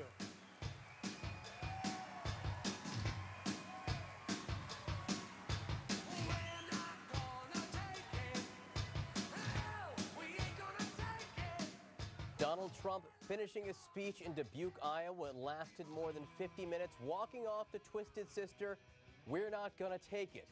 the theme song right there. Hello, everyone. I'm John Berman, sitting in for Anderson tonight. And what a night it was in Dubuque, where in addition to this 50-plus minute speech, Donald Trump also gave a news conference, and man, were there fireworks there. Univision anchor Jorge Ramos got bounced, thrown out of the room, then invited back. There were more shots as well from Mr. Trump aimed at Jeb Bush.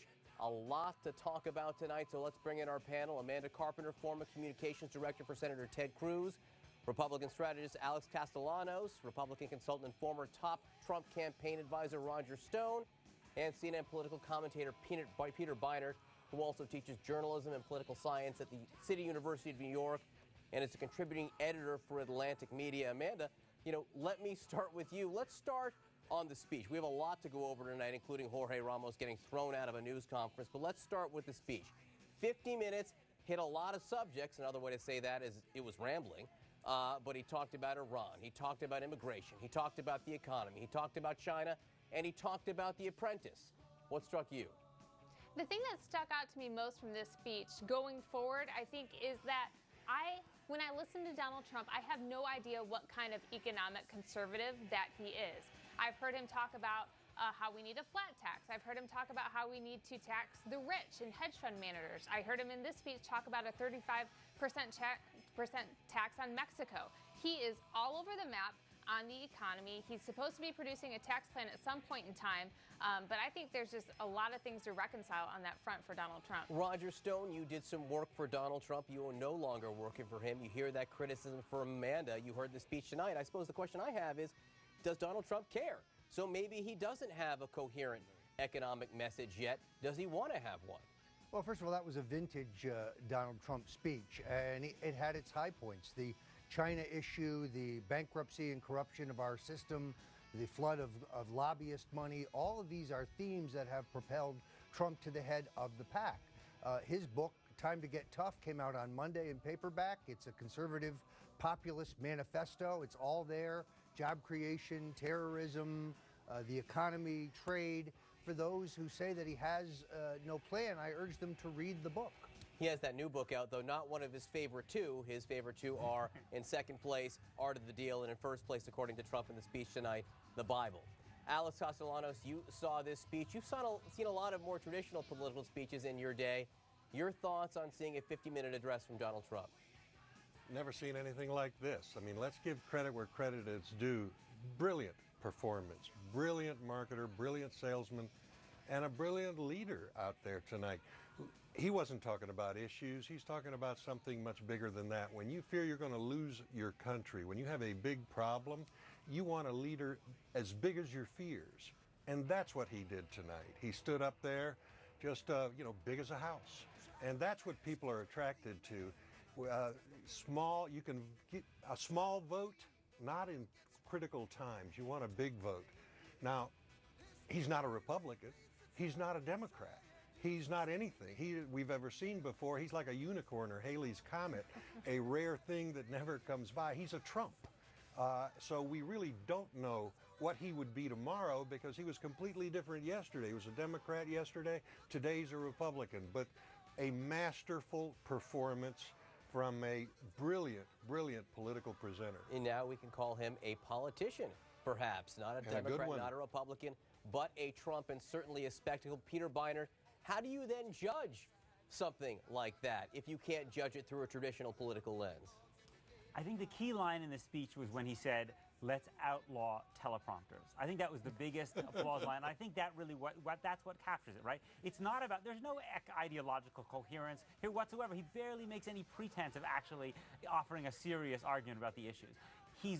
What's fueling him is this revulsion and disgust about the phoniness of American politics and about the corruption of American politics. It's amazing when you listen to him talk about the way politicians are bought and sold. He sounds like Bernie Sanders. And it's appealing because both Republicans and Democrats believe that politicians are not authentic in the way they present themselves and that they actually are serving the interests of the people who donate money to them. And that, I think, is the core of Trump's appeal, and that's potent.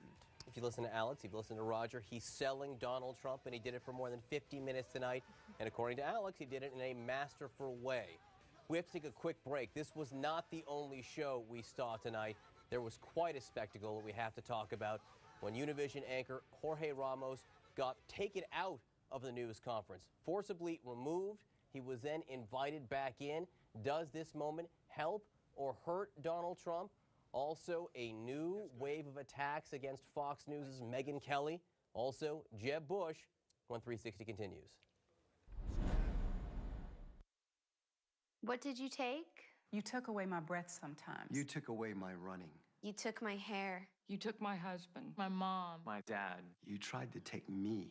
And now? You're not getting anything else. Because I am still here. I am still here. I am still here. See, this is a fight. And cancer? We are going to win.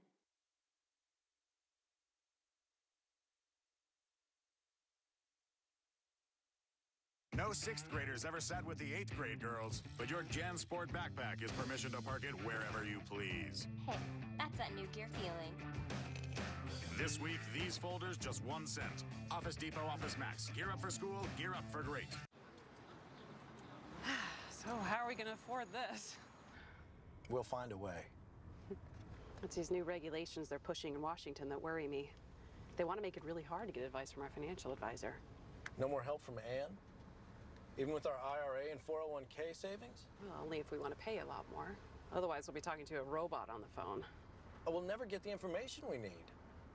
We're going to call our senators. Tell Congress, fix this now. Is mankind? Are we good? Go see. Go look through their windows so you can understand their views. Go find out just how kind the he's and she's of this mankind are.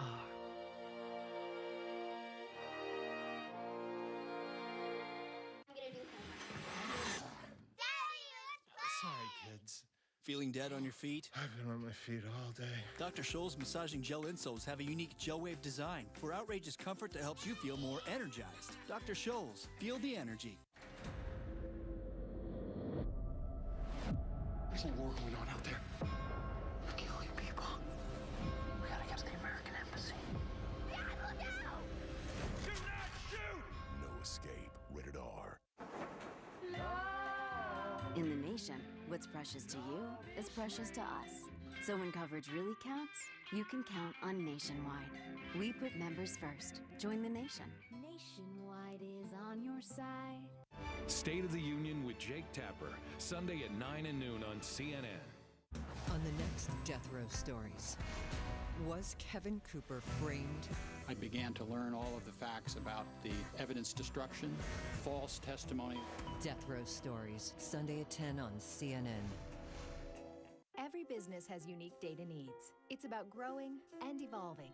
As your data needs become more complex, you need a trusted partner because managing your data matters. With 16 years of experience, rich hybrid capabilities, and 28 data centers across North America, Shaw Data Centers and Cloud Solutions has the expertise to keep all your business data accessible, secure, and scalable. From cloud to managed services to co-location, build your custom data solution with us today. Yes, it's tiny. This is our house. But to live small, So cute. That's too tiny. you have to think big. In a tiny house, everything has to have multiple purposes. What are you doing? Checking out our new toilet. I can't believe it. It's working! Oh my god. This is our house. I'm really glad we made this decision. Yeah, me too. Tiny House, Big Living. New series premieres September 6th on HGTV. New day, the most news in the morning. Tomorrow starting at 6 Eastern on CNN. All right, you heard Donald Trump speaking before the break tonight in Dubuque, Iowa. You heard Alice Castellanos compare him to a once-in-a-lifetime rarity like Halley's Comet, also a unicorn. You did not hear anyone call him an ordinary politician, nor did you see any evidence of conventionality in what happened at a news conference just before the speech.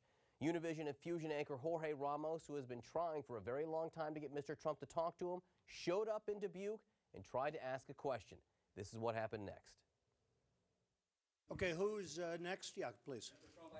Excuse me, sit down. You weren't called. Sit down. Sit down. Sit down. Go ahead. No, you don't. You haven't been called. Go back to Univision. Go ahead. Go ahead. Go ahead. Sit down, please. You weren't called. Go.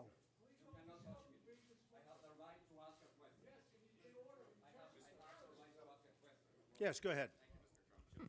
Hi, Chip. Yes. All right, a few moments after being hustled out of the room by a large man, Jorge Ramos was allowed to come back in and ask a question, which turned into a lot of questions. Watch. So here's the problem with your immigration plan. It's full of empty promises. Okay. You cannot deport 11 million undocumented immigrants. You cannot deny citizenship to the children in this country. You cannot build a 9. Why do you say that? You cannot do that. Well, a lot of people think, no, excuse me. You have to change the Constitution.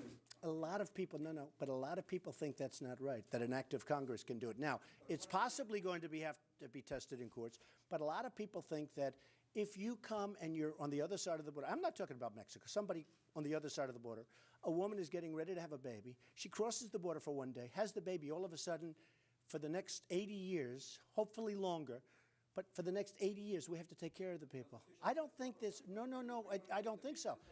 Excuse me, some of the greatest legal scholars, and I know some of the television scholars agree with you, but some of the great legal scholars agree that that's not true. That if you come across, excuse me, yeah, just 1 second. No, I am answering. If you come across for one day, and you have a baby, now the baby is going to be an American citizen. There are great legal scholars, the top, that say that's absolutely wrong. It's going to be tested. Okay? So the question is, how are you going to build a 1,900 miles wall? Very easy. I'm a builder.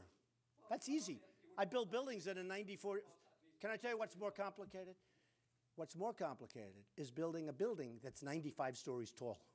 Okay? It's unnecessary, it's a waste of time and money. You think so, really? Well, I don't think so.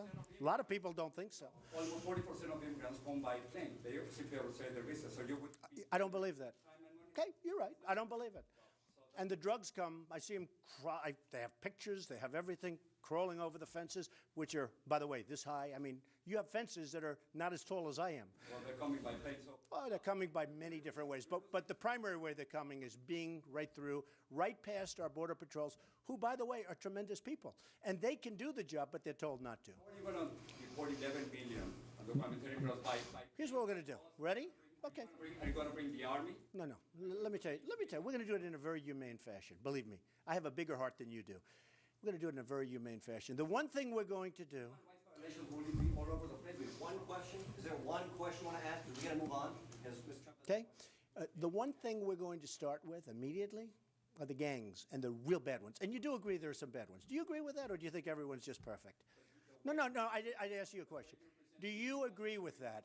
We have tremendous crime. We have tremendous problems. I can't deal with this. Listen, we have tremendous crime. We have some very bad ones, and I think you would agree with that, right?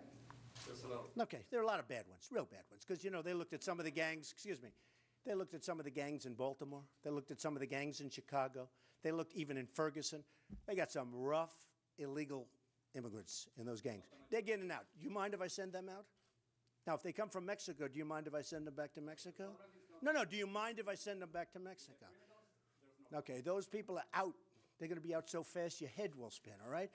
The rest we're going to do, and remember, you used the word illegal immigrant. Okay, well, you should use it, because that's what the definition is. All right, having seen that, let's bring in the panel. Amanda Carpenter, former communications director for Senator Ted Cruz, Republican strategist Alex Castellanos, Republican consultant and former top Trump campaign advisor Roger Stone, and CNN political commentator Peter Beinart, who again also teaches journalism and political science at the City University of New York. He contributes for Atlantic Media. Alex, the interaction between Trump and Jorge Ramos, getting him thrown out, telling him to sit down, saying go back to Univision, but then letting him back in. Before you said Trump was a unicorn during his speech. Well, what do you call that? I call that strength. And that will help Donald Trump within a Republican primary solidify a lot of the vote that he has now. That, again, when you think you're losing your country, when you think your borders are porous, your economy is falling apart, your system of education doesn't work, health care is out of control and too expensive, when you think the world does not respect you, you want a strong leader. And that what we saw there was Donald Trump not letting the media get the best of him, and that will help him. What we didn't see is you never see Donald Trump, though, say, we need less power in Washington, we need less power in the presidency. Donald Trump is a bigger government guy. He just thinks the wrong people, losers and stupid people, are running it. So he's not really a Republican. And the question for America is, do we think we're in rough enough shape that we're going to turn to a strongman, a political strongman, an autocrat like Trump, or are we going to try to fix our problems by getting money and power out of Washington and trusting the American people with it? If I could take the other side of Alex's point, I saw a candidate there who looked relatively weak. When I look at other presidential candidates, I'm sitting there wondering why this interaction is going on so long. And it's because Donald Trump has no communications team around him. He is flailing there. And with a real seasoned presidential contender, I think you would have saw a team go to the journalists and say, can we arrange something off camera? We'll arrange an interview later. There was no one there helping Donald Trump. It was him and the reporter going and going and awkward. That's his strength. Look, Donald Trump is the most modern political communicator in this field. I'll give you that. He's a great communicator, but he's a man by himself. He's the most modern.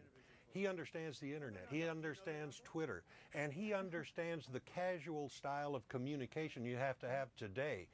He doesn't stand behind and read the teleprompter, as he said, and give stiff formal speeches. He's the casual Friday when everybody else is wearing neckties. Hang on, Peter, jump in. Here's the problem.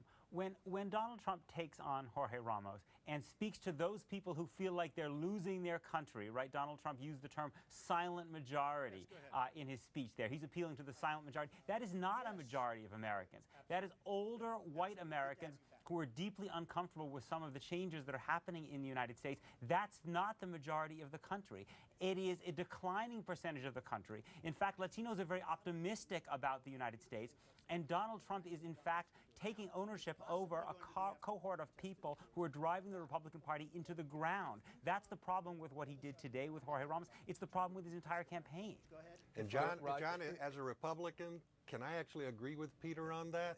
It isn't even a majority within the Republican Party. I think Trump is going to have that core vote that he has, and it might grow a little and shrink a little, but ultimately the optimistic Reagan-like wing of the Republican Party will defeat the Donald Trump wing. Roger, go ahead. Obviously, I disagree with that. First of all, I think that the voters are as fed up with elite media as they are with elite politicians, and they see the media and the political establishment scratching each other's back. Trump was wise to let Ramos back in, but then he played off of him in a banter.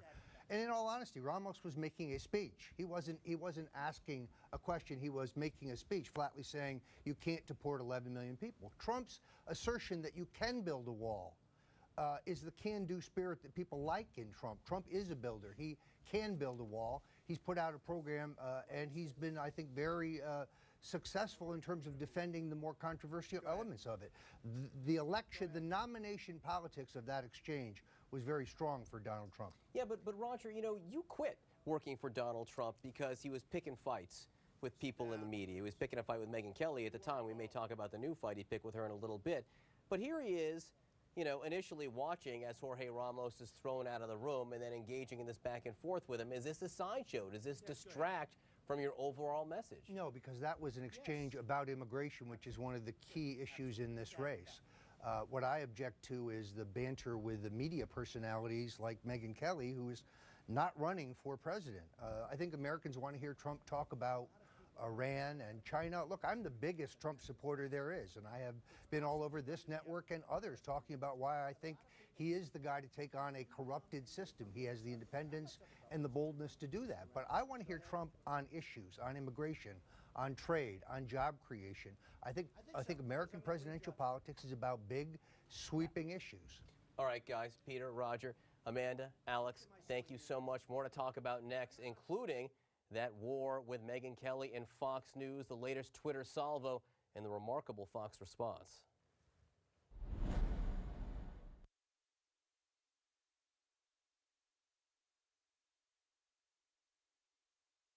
Wearing glasses with just any progressive lenses? See the difference with Verilux, the only progressive lens brand with lenses designed using wave technology. Enjoy smooth transitions and sharp vision. Never compromise. Ask your eye care professional for Verilux. T-Mobile knows your business doesn't stop at the border. That's why we're giving you coverage in 3 countries for the price of 1.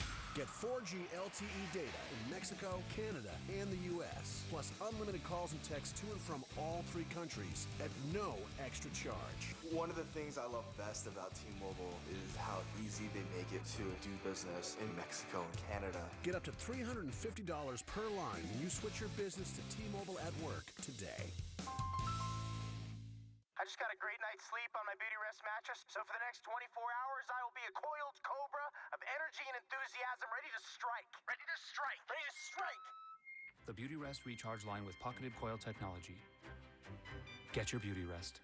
Before I had the shooting, burning pins and needles of diabetic nerve pain, these feet served my country, carried the weight of a family, and walked a daughter down the aisle. But I couldn't bear my diabetic nerve pain any longer, so I talked to my doctor. And he prescribed Lyrica. Nerve damage from diabetes causes diabetic nerve pain. Lyrica is FDA approved to treat this pain. Lyrica may cause serious allergic reactions or suicidal thoughts or actions. Tell your doctor right away if you have these, new or worsening depression, or unusual changes in mood or behavior, or swelling, trouble breathing, rash, hives, blisters, muscle pain with fever, tired feeling, or blurry vision. Common side effects are dizziness, sleepiness, weight gain, and swelling of hands, legs, and feet. Don't drink alcohol while taking Lyrica. Don't drive or use machinery until you know how Lyrica affects you. Those who have had a drug or alcohol problem may be more likely to misuse Lyrica. Now I have less diabetic nerve pain, and my biggest reason to walk calls me Grandpa. Ask your doctor about Lyrica. A well-put-together man is said to be sharp. At GMC, we get why people appreciate that kind of precision. After all, precision is the kind of sharp that slices through a crowd. This is precision.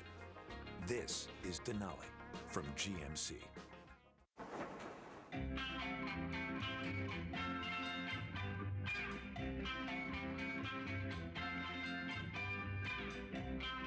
In the nation, we know how you feel about your car. So when coverage really counts, you can count on Nationwide. Because what's precious to you is precious to us. Just another way we put members first. Join the nation. Nationwide is on your side. We needed 30 new hires for our call center. I'm spending too much time hiring and not enough time in my kitchen. Need to hire fast? Go to ZipRecruiter.com and post your job to over 100 of the web's leading job boards with a single click. Then simply select the best candidates from one easy-to-review list. You put up one post, and the next day you have all these candidates. Makes my job a lot easier. Over 400,000 businesses have already used ZipRecruiter, and now you can use ZipRecruiter for free. Go to ZipRecruiter.com/offer5. Closed captioning brought to you by MeSoBook.com. People who have been diagnosed with mesothelioma have many questions. That's why we offer this free book. Call 1-800-400-5415. All right, Donald Trump not backing down on his tirades against Fox anchor Megyn Kelly, who was back on the air last night after a vacation. You remember, he took exception with her questions at the first Republican debate. A series of remarks, tweets, and retweets followed. Then he seemed to make peace with Fox, and Megyn Kelly went on vacation. She came back last night. Mr. Trump tweeted that she is really off her game, and then he tweeted this: "I like the Kelly file much better without Megyn Kelly. Perhaps she could take another 11-day unscheduled vacation." Trump also retweeted a comment calling Kelly a bimbo, quote, "the bimbo back in town. I hope not for long." Today, Fox President Roger Ailes released a statement calling Trump's attack on Kelly unacceptable, unprovoked, disturbing, and said Trump should apologize. Trump addressed the situation just a short time ago. I thought her questioning and her attitude was totally inappropriate. So it just, well, if you look, all you have to do is look on the internet today and you'll see who who people favor in that one. But I wouldn't. It's a very small element in my life, Megyn Kelly. I don't care about Megyn Kelly, but no, I would not apologize. She should probably apologize to me, but I just don't care. All right, I don't think she is going to apologize. Back with us, Roger Stone, joining us, CNN political commentator, Republican strategist Margaret Hoover, and CNN senior media correspondent Brian Stelter. Brian, there was this ceasefire between Trump and Fox and Roger Ailes. I guess it's over? It's definitely over. It lasted for a few days. Maybe they'll try to reach a new truce, but for now, Fox is very much speaking out against Trump. That means its hosts, its stars, its commentators, some of its reporters, and most importantly, as you mentioned, Roger Ailes. Roger Ailes, who watches the campaign very, very closely, is a kingmaker to say the least. Roger Stone, you know, as I said, you quit working for Donald Trump when he first went after Megyn Kelly, and that spat was a big part of it. Here he is doing it again. When you saw it happen, these tweets coming out overnight, what did you think? Yeah, look, there's no greater supporter of Donald Trump, but I do think that this is a distraction. First of all, Fox needs Trump and Trump needs Fox. Fox is a powerhouse for conservatives in terms of reaching 8 out of the 10 voters that Donald Trump and his campaign need to reach. Also, presidential politics need to be propelled by issues. It's issues that have propelled Trump, not this kind of sideshow. Can he not help himself? I mean, why does he keep on doing it? It's a question I cannot address. I know he has a very high regard for Roger Ailes. The two men made peace, and now this. So I just want to see him get back to issues and talk about the big picture items that have driven him to first place in the poll. So Margaret, you know, you see something like this. When it first happened with Megyn Kelly, we all sat here and said, well, this is finally going to hurt. You know, we want to see the numbers. Roger, you famously said, let's see the numbers after this debate, the implication being there they would suffer. But Margaret, they haven't suffered. He's winning by more in most polls despite all this stuff. So do you think it will hurt him? He's leading among women in most polls. Look, you know what? I think this needs to stop being about when is this going to help or hurt Donald Trump. I am delighted to see a principled response from Fox finally about this and defending one of their top journalists. I'm also delighted that Roger has seemingly given permission to the entire cast of Fox journalists and personalities to defend Megyn Kelly. This is what I hope will ultimately be, and what I have looked for a long time on the right, a Sister Souljah moment, a moment where the 800-pound gorilla in the room, the real people with influence on the right say, no, stop. This is enough. This is where Donald Trump needs to stop being a bully and is going to force him to be about ideas and not just erroneously throwing people onto the bus, calling people names, pointing fingers, and to make this about substance. If you're going to be a Republican candidate in 2016, you need to stand for something more than hatred, than bullying, and then disparaging other people. But are you overstating the value of substance in August of 2015 with the election so far away? I mean, what you call bullying, I might call a show of strength. Now, I think retweeting someone that calls Megyn Kelly a bimbo is absolutely out of line. But I do wonder if casual viewers who might even have the volume down or might be flipping channels right now, if their takeaway might be Trump is strong, Trump is tough. Even if they like Megyn Kelly, they might appreciate the toughness. I don't know any definition of strength that you know is equal to calling someone. Well, sure, no, I'm with you on that. And let's say it's been 19 days since this debate. Trump's still complaining about a tough question. If he had smart communication strategists around him, and I think he does, actually. Amanda Carpenter was suggesting he doesn't. I think he does. He must not be listening to them, because I'm sure they're saying to him, stop picking on Megyn Kelly. Well, go ahead. Roger was the smart communication strategist, and Roger's right here next to us. Look, Donald Trump is unscripted. He is his own man. He decides what Trump will say. He is unhandled. He is uncoached. He is genuine. That genuineness, that bluntness has got him to #1 in the polls. I actually thought in the actual exchange, the debate with Kelly, although she was very aggressive, he handled it fine. He flipped it into a question about political correctness. He said, I'm not politically correct. If you don't like it, I'm sorry.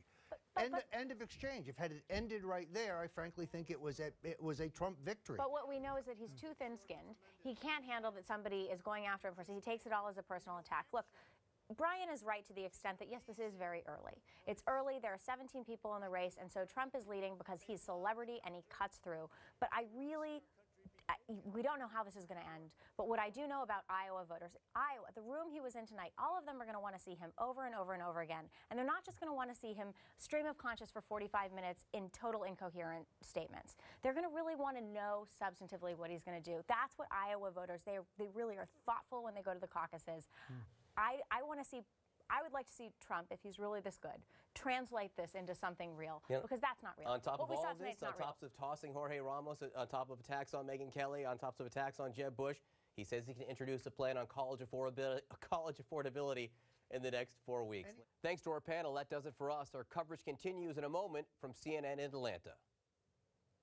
Discover card. Hey, so I'm looking at my bill and my FICO credit score is on here? Yeah, we give you your FICO credit score for free. Awesome sauce. The only person I know that says that is Lisa. Julie? We've already given more than 175 million free FICO credit scores to our card members. Apply today at discover.com. Another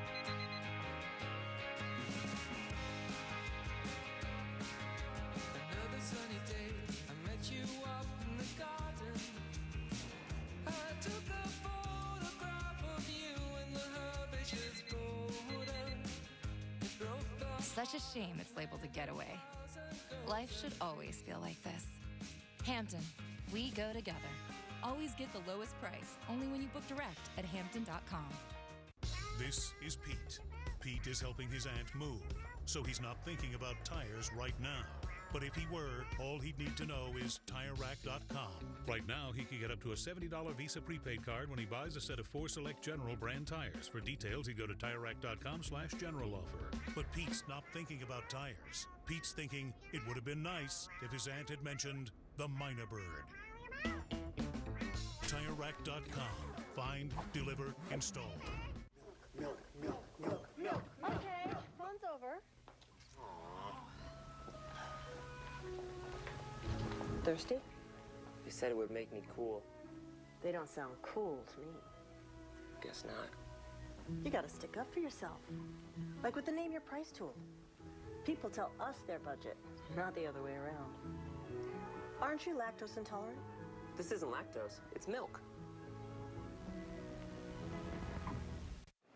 When you get up to 50% off hotels with Travelocity, it means you can also afford to get up to 50% Swedisher Swedish massages, making it the place to find a place for Labor Day. Go and smell the roses. When it comes to food, pets know what they want, and so do we. That's why you'll find simple, natural ingredients like real meat and wholesome veggies in delicious Rachel Ray Nutrish recipes with no fillers or byproducts. Guys, I said I'd be back. Give your pets the food they would make for themselves, if they could. Rachel Ray Nutrish. Real recipes, real ingredients, real good. Also available in zero grain, with zero grains, glutens, or fillers. It was a sight beyond my own imagination. They keep asking us, when are the buses coming? I don't know. It's a horrific sight. There's a man dead on top of a car just a few feet away. Anderson Cooper returns to the Gulf Coast. 10 years later, it's still mind-boggling to remember exactly what it was that happened here. But has the storm passed? I still feel like I left the mission uncompleted. Katrina, the storm that never stopped. Tomorrow night at 9 on CNN.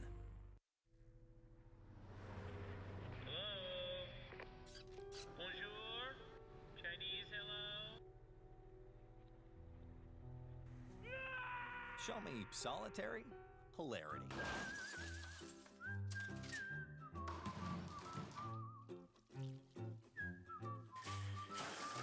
Show Me, The Last Man on Earth. Stream it only on Show Me. To start your free trial, visit showme.com or contact Shaw. Get ready, Canada. This is gonna be big. Bam! Yes! Guys! Hey, Canada! Have you heard? September 1st, Disney Channel is coming to Canada! It's so cool! Canada's got Disney Channel? Oh, this is gonna be good. Like, really good. We got you, Canada! Yes! What?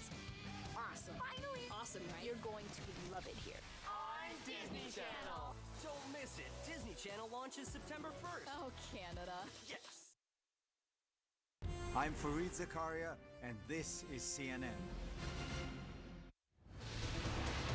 We're watching the global markets as they try to recover on Wall Street. Hopes for a Tuesday turnaround fizzled before the closing bell.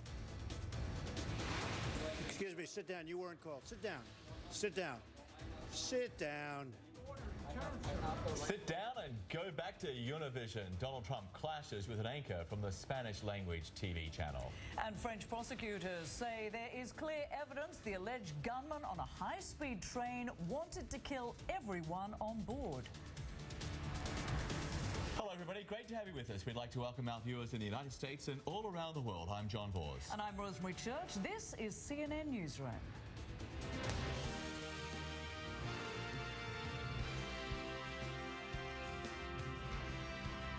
Down in Shanghai, where stocks have moved all day from positive to negative territory and back again, but no big losses, at least not yet. All this after China's central bank announced a rate cut and a cut in the amount of cash banks are required to hold. Both moves intended to stimulate economic growth. All right, so let's see how that's impacting trading right now. Specifically, let's look to Japan's Nikkei, because it ended 3.96 yesterday. Look at it now in positive territory, 1.26. In Australia, only slightly down. Hang Seng up slightly there, and the Seoul Kospi up 1.22%. Let's bring up the Shanghai numbers, Shanghai composite numbers. Significantly, look, we saw it end very low yesterday, down more than 7% at one point. Now it's up 0.8%. Very important there. Markets in Europe do not open for another 3 hours. It will be another 9 hours in the US. On Tuesday, the Dow surged more than 400 points, only to pull back, ending with a loss of about 200 points. Let's go live to Hong Kong now. Asia Pacific editor Andrew Stevens standing by. You know, hey, Andrew, watching the Shanghai Composite, it was up, it was down, we laughed, we cried. No one seems to really know what's going on and what to make of these moves by the central bank. Yeah, I guess the best way of looking at it, if the markets were a collective being, they'd be taking a deep breath about now, John. It has been an absolutely crazy ride, and the volatility today is much, much less in Shanghai than we've seen over the past couple of days. So that is a good sign. It looks like investors have got some sort of relief from the fact that the Chinese government has finally acted in how they would interpret their own interests, or in the interests of shareholders, to cut those interest rates and to cut the reserve requirements. It's hardly a party, though, as you can see there, but it does bring stability, at least for the moment. As you say, at least for now, it's just so difficult to read these markets at the moment, particularly after we saw what happened in New York overnight. I mean, that before the open, New York was pointing to a 600-point gain, and it ended up with a 1.3% loss. So it's really, really difficult to judge where these markets will go from here. When you get this sort of volatility, you know, the reason tends to sort of go out the window. It follows the herd. There is a herd instinct, and that's what we've been seeing. So seeing this sort of stability so far today is actually a very good sign. The interest rate cut and the cut in the reserve requirements, that'll take some time to work through the economy before it's felt. But in terms of the stock market, what at best it was, what, a shot of confidence? And is that what we're seeing today? Yeah, I think that's the best way. It was symbolic it was the investors in Shanghai, and remember, these are unsophisticated retail investors looking to the government for help. They bought into the market near the top. A lot of these people bought in near the top on borrowed money because the government itself was cheerleading this massive ride in the stock market. So they jumped in, they got severely burnt. They've been looking at the government to help them, Beijing to help them. Beijing initially did and then seemed to take their hands off the reins. Now they see Beijing once again doing something to help them. So that's perhaps why we're seeing a much less volatile situation today. But as far as real impact on the real economy is concerned, this is the 5th interest rate cut in 9 months. So whether this one is going to succeed any better than the last remains to be seen. And just finally, John, I would say that we continue to get these research reports coming out of Hong Kong from big research houses saying the Chinese economy is not in as bad a state as the markets, particularly in the US, think they are. Okay. Yeah, I guess that's what everybody's trying to work out right now, is just how bad is the Chinese economy. Andrew, thank you. Andrew Stevens live in Hong Kong. And a little later we will hear from CNN's Richard Quest. We'll have more about those steps China is taking to calm the markets as well as boost economic growth. But now we turn to US Republican presidential candidate Donald Trump, who's taken on yet another TV journalist. This time he's sparring with Univision anchor Jorge Ramos. And here's what happened when Ramos tried to ask a question during a press conference Tuesday night. Excuse me, sit down. You weren't called. Sit down. Sit down. Sit down. Go ahead. No, you don't. You haven't been called. Go back to Univision. What do you say to that? Security guards escorted Ramos out of the room. Trump is suing Univision for cancelling its broadcast of the Miss USA pageant, an event he co-owns. The Spanish language network said it was protesting Trump's remarks about Mexican immigrants, which is why it cancelled the pageant. And Ramos was allowed back in about 10 minutes later. He and the Republican frontrunner then had a testy exchange over Trump's immigration proposals. Take a listen. Yes. Good. Absolutely. Good. Absolutely. Good to have you back. Thank you very much. Okay. How are you going to report 11 million? Here's what we're going to do. Ready? Are you going to bring the army? No. Let me tell you. We're going to do it in a very humane fashion. Believe me, I have a bigger heart than you do. I want them to come back, and I want them to get documentation and get it so they become legal. How do you report 11 It's going to be, you know what it's called? Management. See, you're not used to good management because you're always talking about government. Just imagine. Let me just tell you. Wait. Government is incompetent. With Trump leading the polls in the 2016 Republican race, he's not pulling any punches with news networks and his fellow candidates. CNN political reporter Sarah Murray tells us about his latest targets. The GOP frontrunner today battling with Jeb Bush, calling him a mess over his defense of the term anchor babies. Trump furiously tweeting a clumsy move to get out of his anchor babies dilemma, adding, Asians are very offended that Jeb said that anchor babies applies to them. But on the trail today, Bush striking back, needling Trump as a candidate full of fury, but light on substance. There's a lot of really good talkers running for president. And there's one in particular I'm thinking of. Look, talking is good. It's important to be able to communicate. I got that. But I think it's more important to solve problems now.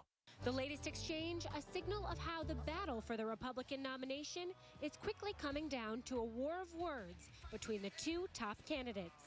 But Bush wasn't Trump's only target. Last night, he bashed President Obama's plans to host a state dinner for the president of China, saying if he were in the White House, I would not be throwing him a dinner. We've had this conversation. I'd get him a McDonald's hamburger, and I'd give him a double, probably a double-sized Big Mac. You know, we'll give him a state dinner, and what he's done is sucked all of our jobs, and we've sucked the money right out of our country. Even refusing to rule out a trade war with the world's second largest economy. You have to do that, and then you bring it back to normal. You have no choice. Trump rounding out his latest takedowns by reigniting his grudge against Fox News anchor Megyn Kelly, retweeting someone who called her a bimbo and saying, I liked the Kelly file much better without Megyn Kelly. Perhaps she could take another 11-day unscheduled vacation. Fox News CEO Roger Ailes calling on Trump to apologize today, saying, Donald Trump's surprise and unprovoked attack on Megyn Kelly during her show last night is as unacceptable as it is disturbing. Donald Trump continued on the warpath on Tuesday night in Iowa, going after Jeb Bush, going after Marco Rubio, even going after Secretary of State John Kerry. Sarah Murray, CNN, Dubuque, Iowa. And Trump wasted no time responding to Fox News' request for an apology. In signature fashion, he brushed it off and dismissed Megyn Kelly and her ability as a journalist. She actually should be apologizing to me, but I would not do that, no. Why does she need to apologize to you? Because I thought her questioning and her attitude was totally inappropriate. It's a very small element in my life, Megyn Kelly. I don't care about Megyn Kelly, but no, I would not apologize. She should probably apologize to me, but I just don't care. There you go. Doesn't care. Doesn't care. And we'll take a short break. Attack on a high-speed train. We're learning more about the desperate struggle last week in which passengers subdued a heavily armed gunman. Details just ahead. Plus, a staggering estimate from the UN why it says thousands of migrants will likely enter Macedonia every day. We're back in a moment.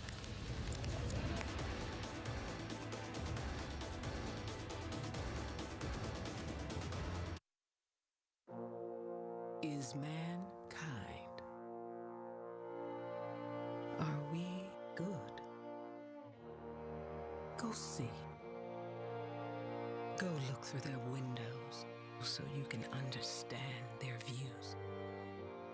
Go find out just how kind the he's and she's of this mankind are.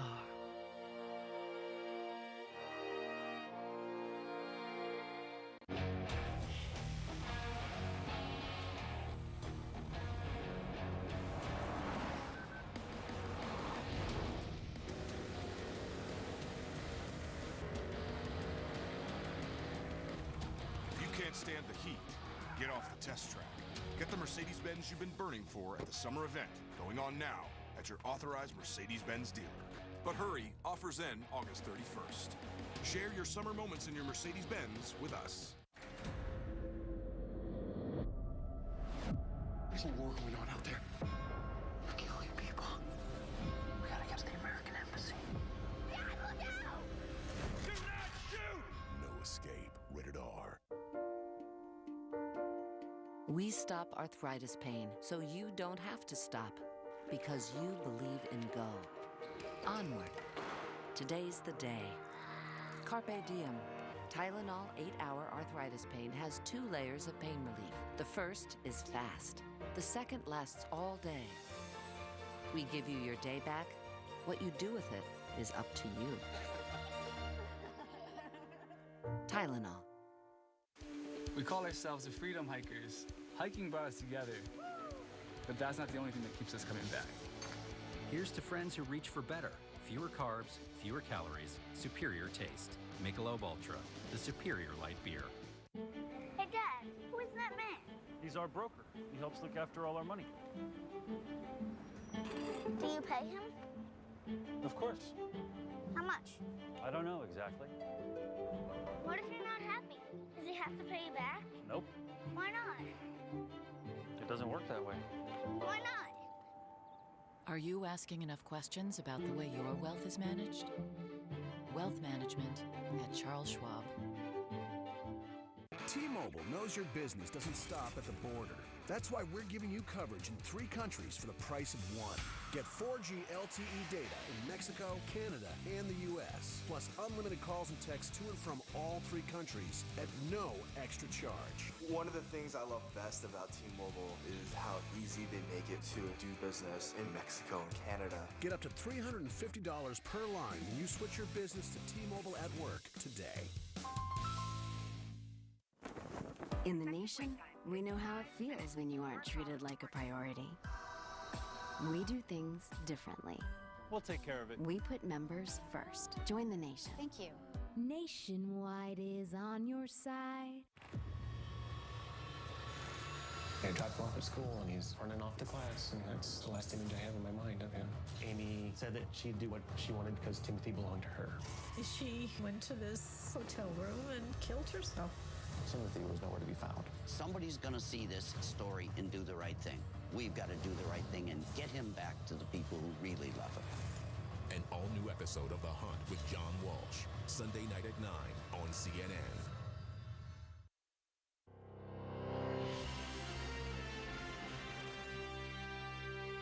Welcome back, everyone. CNN has spoken exclusively with the wife of a man shot in the neck while attempting to subdue an alleged terrorist during last week's attack aboard a Paris-bound train. Right now, Marc Moughalian is hospitalized in France and recovering from the injuries he received. He's one of 5 passengers being hailed as heroes for stopping the heavily armed gunman. Moughalian's wife was with him on that train, and she has the chilling account of how this terrifying incident unfolded.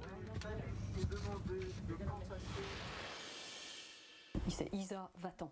C'est du sérieux. It means get out. It's serious. And I looked at his face, and he was. I knew he was not kidding, because he looked very intense. And I was sitting there. He was sitting here. So he was facing the door, the sliding door. Your back. My back is to the gunman. So I didn't. Well, there is a wall there because we are like at the end of the car. So there is nothing. I mean, there's the wall behind me. So I didn't see anything coming. But I saw the tip of a gun, of how do you call that, a Kalashnikov. I think you called it AK-47. Yes. And I saw that, and so I knew that it was serious. How close? I'm not sure. I would say, you see this bar right there? Mm-hmm. That's it. A few feet. Very close. A few, yeah, not even 2 feet from me, from my head. Then I got up. I mean, I basically said what he told me to do. I got up and I went just a few seats down, and I sort of crouched down behind the seat. And he just went to the guy with the gun. I didn't see it because I was hidden, but I heard him say, "I got the gun." This is your husband? Yes, it was his voice. He said, "I got the gun." And then it was very fast. A few seconds after, I hear a shot, you know, maybe 1 or 2, I'm not sure. It was very loud. And then I saw my husband just like 2 seats that way. I mean, very close to me. Fall to the ground. He fell to the ground. I was still behind the seat, so I didn't see the shooter. My husband told me after that he actually took his gun back, but I didn't see it. I didn't see that part. So the gunman grabs the gun away from your husband? Yes, yes. And my husband thought he was going to shoot him again. Meantime, one of the other heroes on board that train has just arrived back in the United States. Anthony Sadler, seen here in the grey sweatshirt, landed in Sacramento, California a short time ago. The city's mayor says there will be a parade soon to honor him and the other Americans who took down the suspected terrorist. And that suspect in the attack now faces some very serious charges. French prosecutor says there's clear evidence that Ayoub El-Kazani sought to kill a whole train full of people. Here's Brian Todd with more. Help. Yeah, dude, I'm still missing the handgun. He came out of the train bathroom with no shirt on, armed with an assault rifle, an automatic pistol, and more than 200 rounds of ammunition. It could have been a bloodbath. Paris's chief prosecutor, for the first time, reveals what he says was Ayoub Kazani's intent to commit a terrorist act. While on the train, El-Kazani was looking at jihadi YouTube sites, which called for people to carry out terrorist acts. A far cry from Kazani's claim that he was on the train to rob passengers. It's okay. What the suspect didn't have, according to one of the Americans who took him down, was skill in firing his weapons. He clearly had no firearms training whatsoever, and yes, if he knew what he was doing, or even just got lucky and did the right thing, he would have been able to operate through all 8 of those magazines, and we would have all been in trouble and probably wouldn't be here today. The prosecutors charging Ayoub Kazani with attempted murder, attempted mass murder, and membership in a terrorist organization. And CNN has learned from European security officials about Kazani's travels before he boarded the Amsterdam to Paris train in Brussels. French prosecutor Francois Molin says Kazani emigrated to France from Spain, where he'd been radicalized at a mosque. The suspect claims to have bounced around between cities in France, Germany, Austria, and Belgium, claims to have been homeless for a period, living in a park in Brussels. The French prosecutor says Kazani was flagged for surveillance in France, but was never actually followed. A German security source says when Kazani flew through Berlin to Turkey in May, he was flagged for a search, then allowed to proceed. How could he have fallen through the cracks with 2 of Europe's top security agencies? For an individual, if you're going to surveil him, you need 10, 20, 30 or more police to surveil someone, to follow them, to make sure they don't pick up on the tail. When you have a couple thousand, up to a couple thousand Frenchmen who've gone over into the battle, that means tens of thousands of people to surveil those individuals alone. The French prosecutor says security services are also investigating who might have financed Ayoub El-Kazani because despite his claims of being homeless living in a park, he seemed to have means. His train ticket was first class, costing 149 euros, about $170, according to the prosecutor. And despite having a return plane ticket for his trip to Turkey, he apparently never used it, according to French and German sources, somehow obtaining a separate ticket to travel from southern Turkey through Istanbul to Albania. Brian Todd, CNN, Washington. Guatemala's Supreme Court has unanimously approved a bid to impeach the country's president. The matter is now being passed on to Congress for approval. President Otto Perez Molina is accused of leading a scheme to take bribes for eliminating or reducing taxes for companies importing products into the country. The president denies the charges and insists he won't step down. Protesters have demanded his resignation since April. Guatemala's vice president was detained Friday on corruption charges. She also denies any wrongdoing.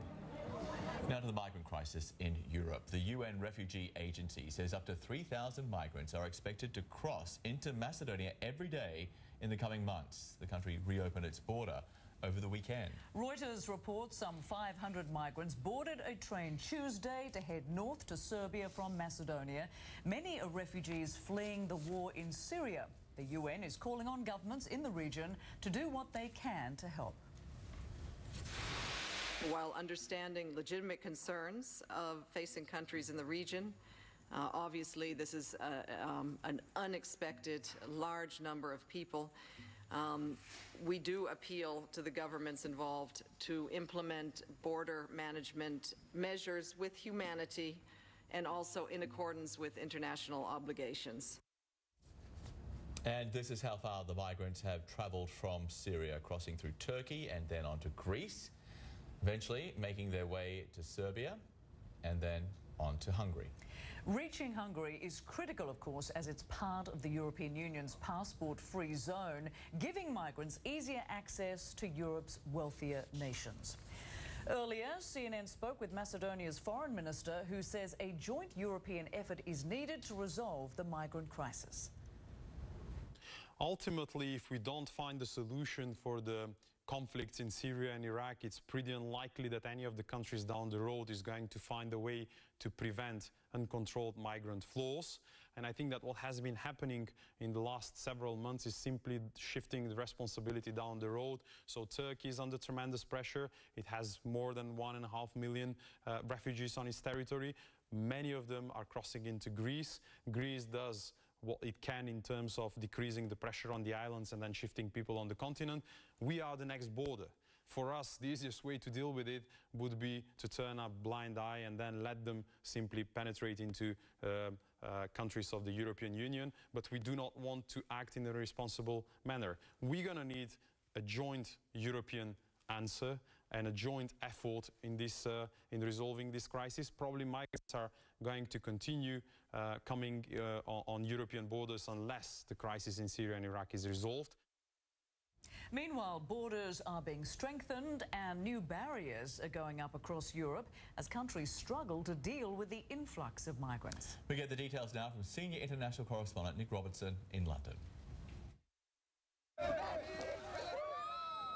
By boat, by train, on foot, risking lives, ever desperate, fleeing fighting, or simply looking for work. Migrants are on the move in numbers not seen in generations.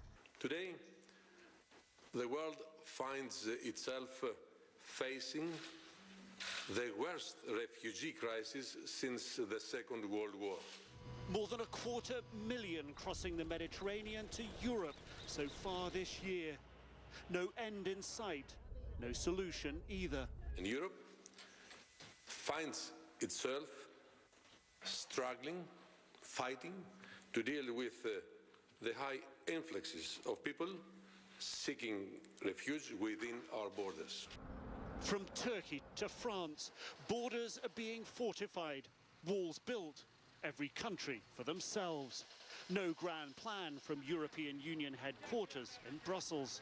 I'm afraid it has been incoherent is the only word you can describe the policy from Brussels. There has been no policy. In Hungary, politicians holding a press conference as a new anti-migrant fence is erected behind them. The message clear: we are tough on migrants. Geoffrey Robertson, the leading UK human rights lawyer, predicts without a clear European strategy, Europe is headed for the rocks. We will see Europe move right, move nationalist. We will see Britain being the first, and there may be others, to leave the European Union. The drift to the right is already happening. From Sweden to Denmark to Britain and France and Greece in the far south. Right-wing parties are prospering. Slovak and Czech prime ministers are fueling sectarian tensions, saying they will only take Christian migrants. The problem is huge. Criminal gangs ferrying migrants from Libya to Italy, hundreds dying at sea, the same from Turkey to Greece. Once ashore, heading north through Europe for Germany, France, Britain and Sweden. Bottlenecks at borders are becoming the norm. Across the Channel from England, a migrant camp city in Calais. Migrants recently getting tear-gassed. European human rights law dictates governments must help migrants. Which requires them to treat all people within their jurisdiction humanely, with a basic minimum of humanity. 25 years since the Berlin Wall came down. New barriers are going up now, faster than any time since the Cold War began. They leaked back then, and few expect them to work now. Even they build into the sky, they make fire in front, they make lion in front, and a scorpion, we're gonna pass, because God bring us here. His fate, like those who have come before him, and the many who may follow, is up in the air, at the whim of some chilly political winds. Nick Robertson, CNN, London. A short break. When we come back, China's government steps in with new measures to stop its stock market slide. We'll take a look at whether the latest plans are having much of an impact. That's just ahead. Plus, one of the world's most famous white sand beaches is not looking so good right now. We'll tell you more about the muck that shut down part of paradise. That's next.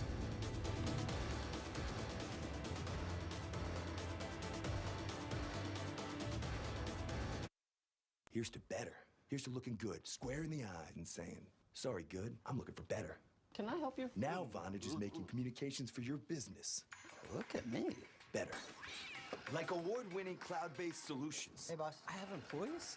Better. Seamless mobility between all devices. This is Susan. Better. So much more for less than you think. Hey, boss. Suck it. Has everything gotten better? Is it just me? Get the better your business deserves at Vonage.com. Everyone deserves a better tomorrow for ourselves and those we love. Transamerica can help provide a lifetime of retirement income so you can focus on the things that matter most. Transamerica. Transform tomorrow. We need to make sure that we're putting the customer at the heart of everything that we do. If we don't, then there are other firms that will. With the support and the cooperation with Salesforce, we are turning the dial significantly, which is fundamentally going to transform the way that we engage. We need to partner with the best suppliers of technology and data solutions in the world, and that's why we've chosen to work with Salesforce. Developing some of the highest quality, clinically proven nutrition isn't easy. So at GNC, why do we do it? Why do we include key ingredients found in fruits and vegetables to create the world's best multivitamin programs? Why do we do over 150 quality checks before putting them on the shelf? Well, here's why. Celebrating 80 years of quality life and quality products. For a limited time, buy one VitaPack and get one half off. The world's best multivitamin program, only at GNC.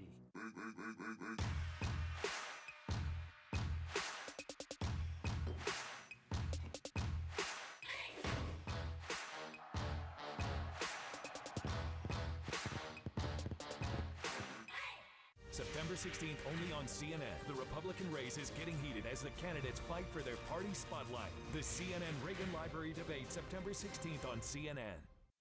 I'd like to introduce you to Hungy. Call me Eddie. Oh, thank God. Show me comedy culture shock.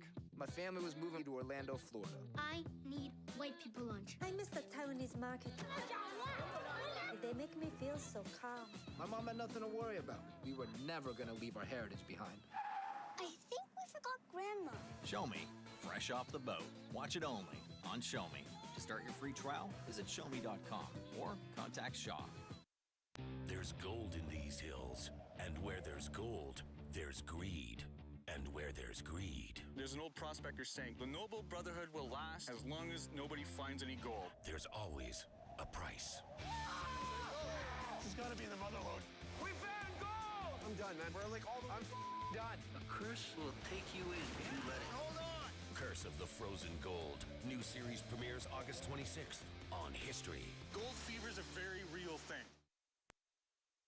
From the streets to billion-dollar empires. Fresh Dressed, September 3rd on CNN.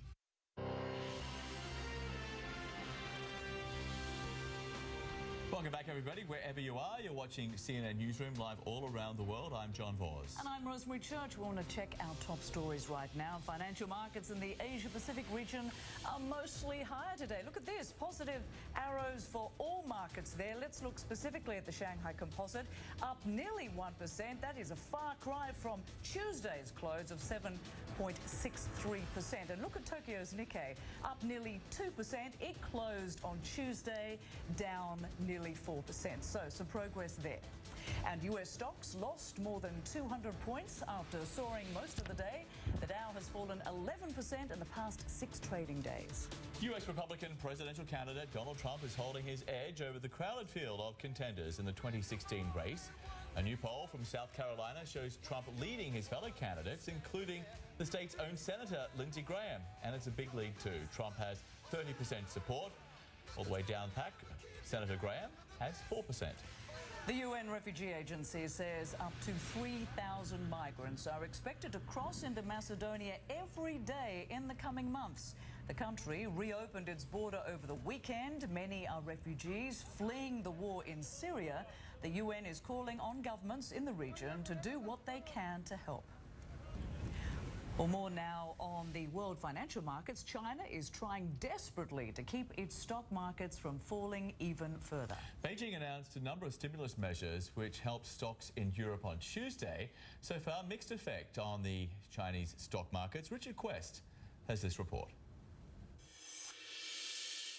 More than 1,800 points in losses, 5 days when the Dow has been down, and it's all because of China in one way or another. And now everybody's looking to the Chinese government for their measures to try and turn things round. Well, this is what they've done so far. For example, cutting interest rates. China's government and the People's Bank of China have cut rates from where they were over 6% back in November to where they are now just 4.5% at the moment. It's a strong move down, but some will claim it was too slow and took too long, and the Chinese should have been more aggressive right at the start, recognizing the problem.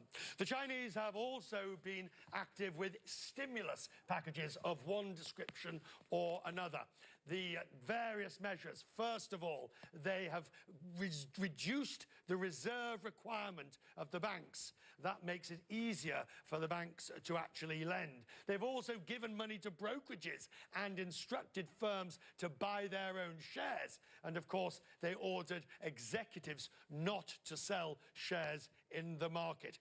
All of these were designed to slow down the market selling. But unfortunately, as you can see by the numbers, it simply hasn't worked. And on the broader economic front, China devalued its currency, the yuan. They said they were doing this to better reflect market forces. But if you look and see how the yuan has traded, this is where the peg existed against the dollar. There was the first devaluation, and then there was a second extending of the peg or the range. It's all led to a feeling that somehow the Chinese authorities are making it up as they go along. Interest rates, stimulus, market movements, currencies. But everybody's really asking, where's the cohesive policy that's going to give future direction and put the Chinese economy back into good growth? Richard Quest, CNN, New York. The world-famous white sands of one of Hawaii's most popular beaches are off limits right now. Unusually heavy rainfall overwhelmed Waikiki's sewer system, causing 500,000 gallons or nearly 1.9 million litres of raw sewage to flow from city manholes in the Hawaiian capital and then into the ocean. Lifeguards warned beachgoers to stay out of the water while some swimmers braved the water. Many said they weren't taking any chances. I was coming down to have a swim, but I think I might pass now. It doesn't seem like paradise when you think that there could be nasties floating in it. Well, we have to close early today because we're not going to rent anything right now. The summer is usually the busiest time of the year, so it's kind of a bad day for our company. Nasties indeed. Well, Yeah. passing on the floaty sounds like a good idea. Sewage happens. Pedram Dibagari is here to talk to us Occasionally. about that. That's a lot of raw sewage. Would you go swimming? No, I would not. This could have been a bad scenario. It really could have been. And you know, guys, I looked into how much rain came down. It wasn't just a very heavy rain. It was, in fact, the single wettest August day in history for Honolulu. And I did the calculation. The surface area of Honolulu, about 70 square miles. The amount of rainfall that came down on the city equivalent to 4 billion gallons of water in just 6 hours. So It's pretty a great big incredible flush. stuff. Yeah, big flush. Oh, the puns continue. We'll be here all night, folks. Yeah. Oh, dear. Well, we'll show you what's happening, though, with the record rainfall that came down over the islands. 3.5 inches, roughly 91 millimeters. By the way, the 4 billion gallons of water, that is equivalent to the amount of water that flows over Niagara Falls in 2 hours. That is what came down across Honolulu on Sunday night into Monday morning. The shower is still going to continue in the coming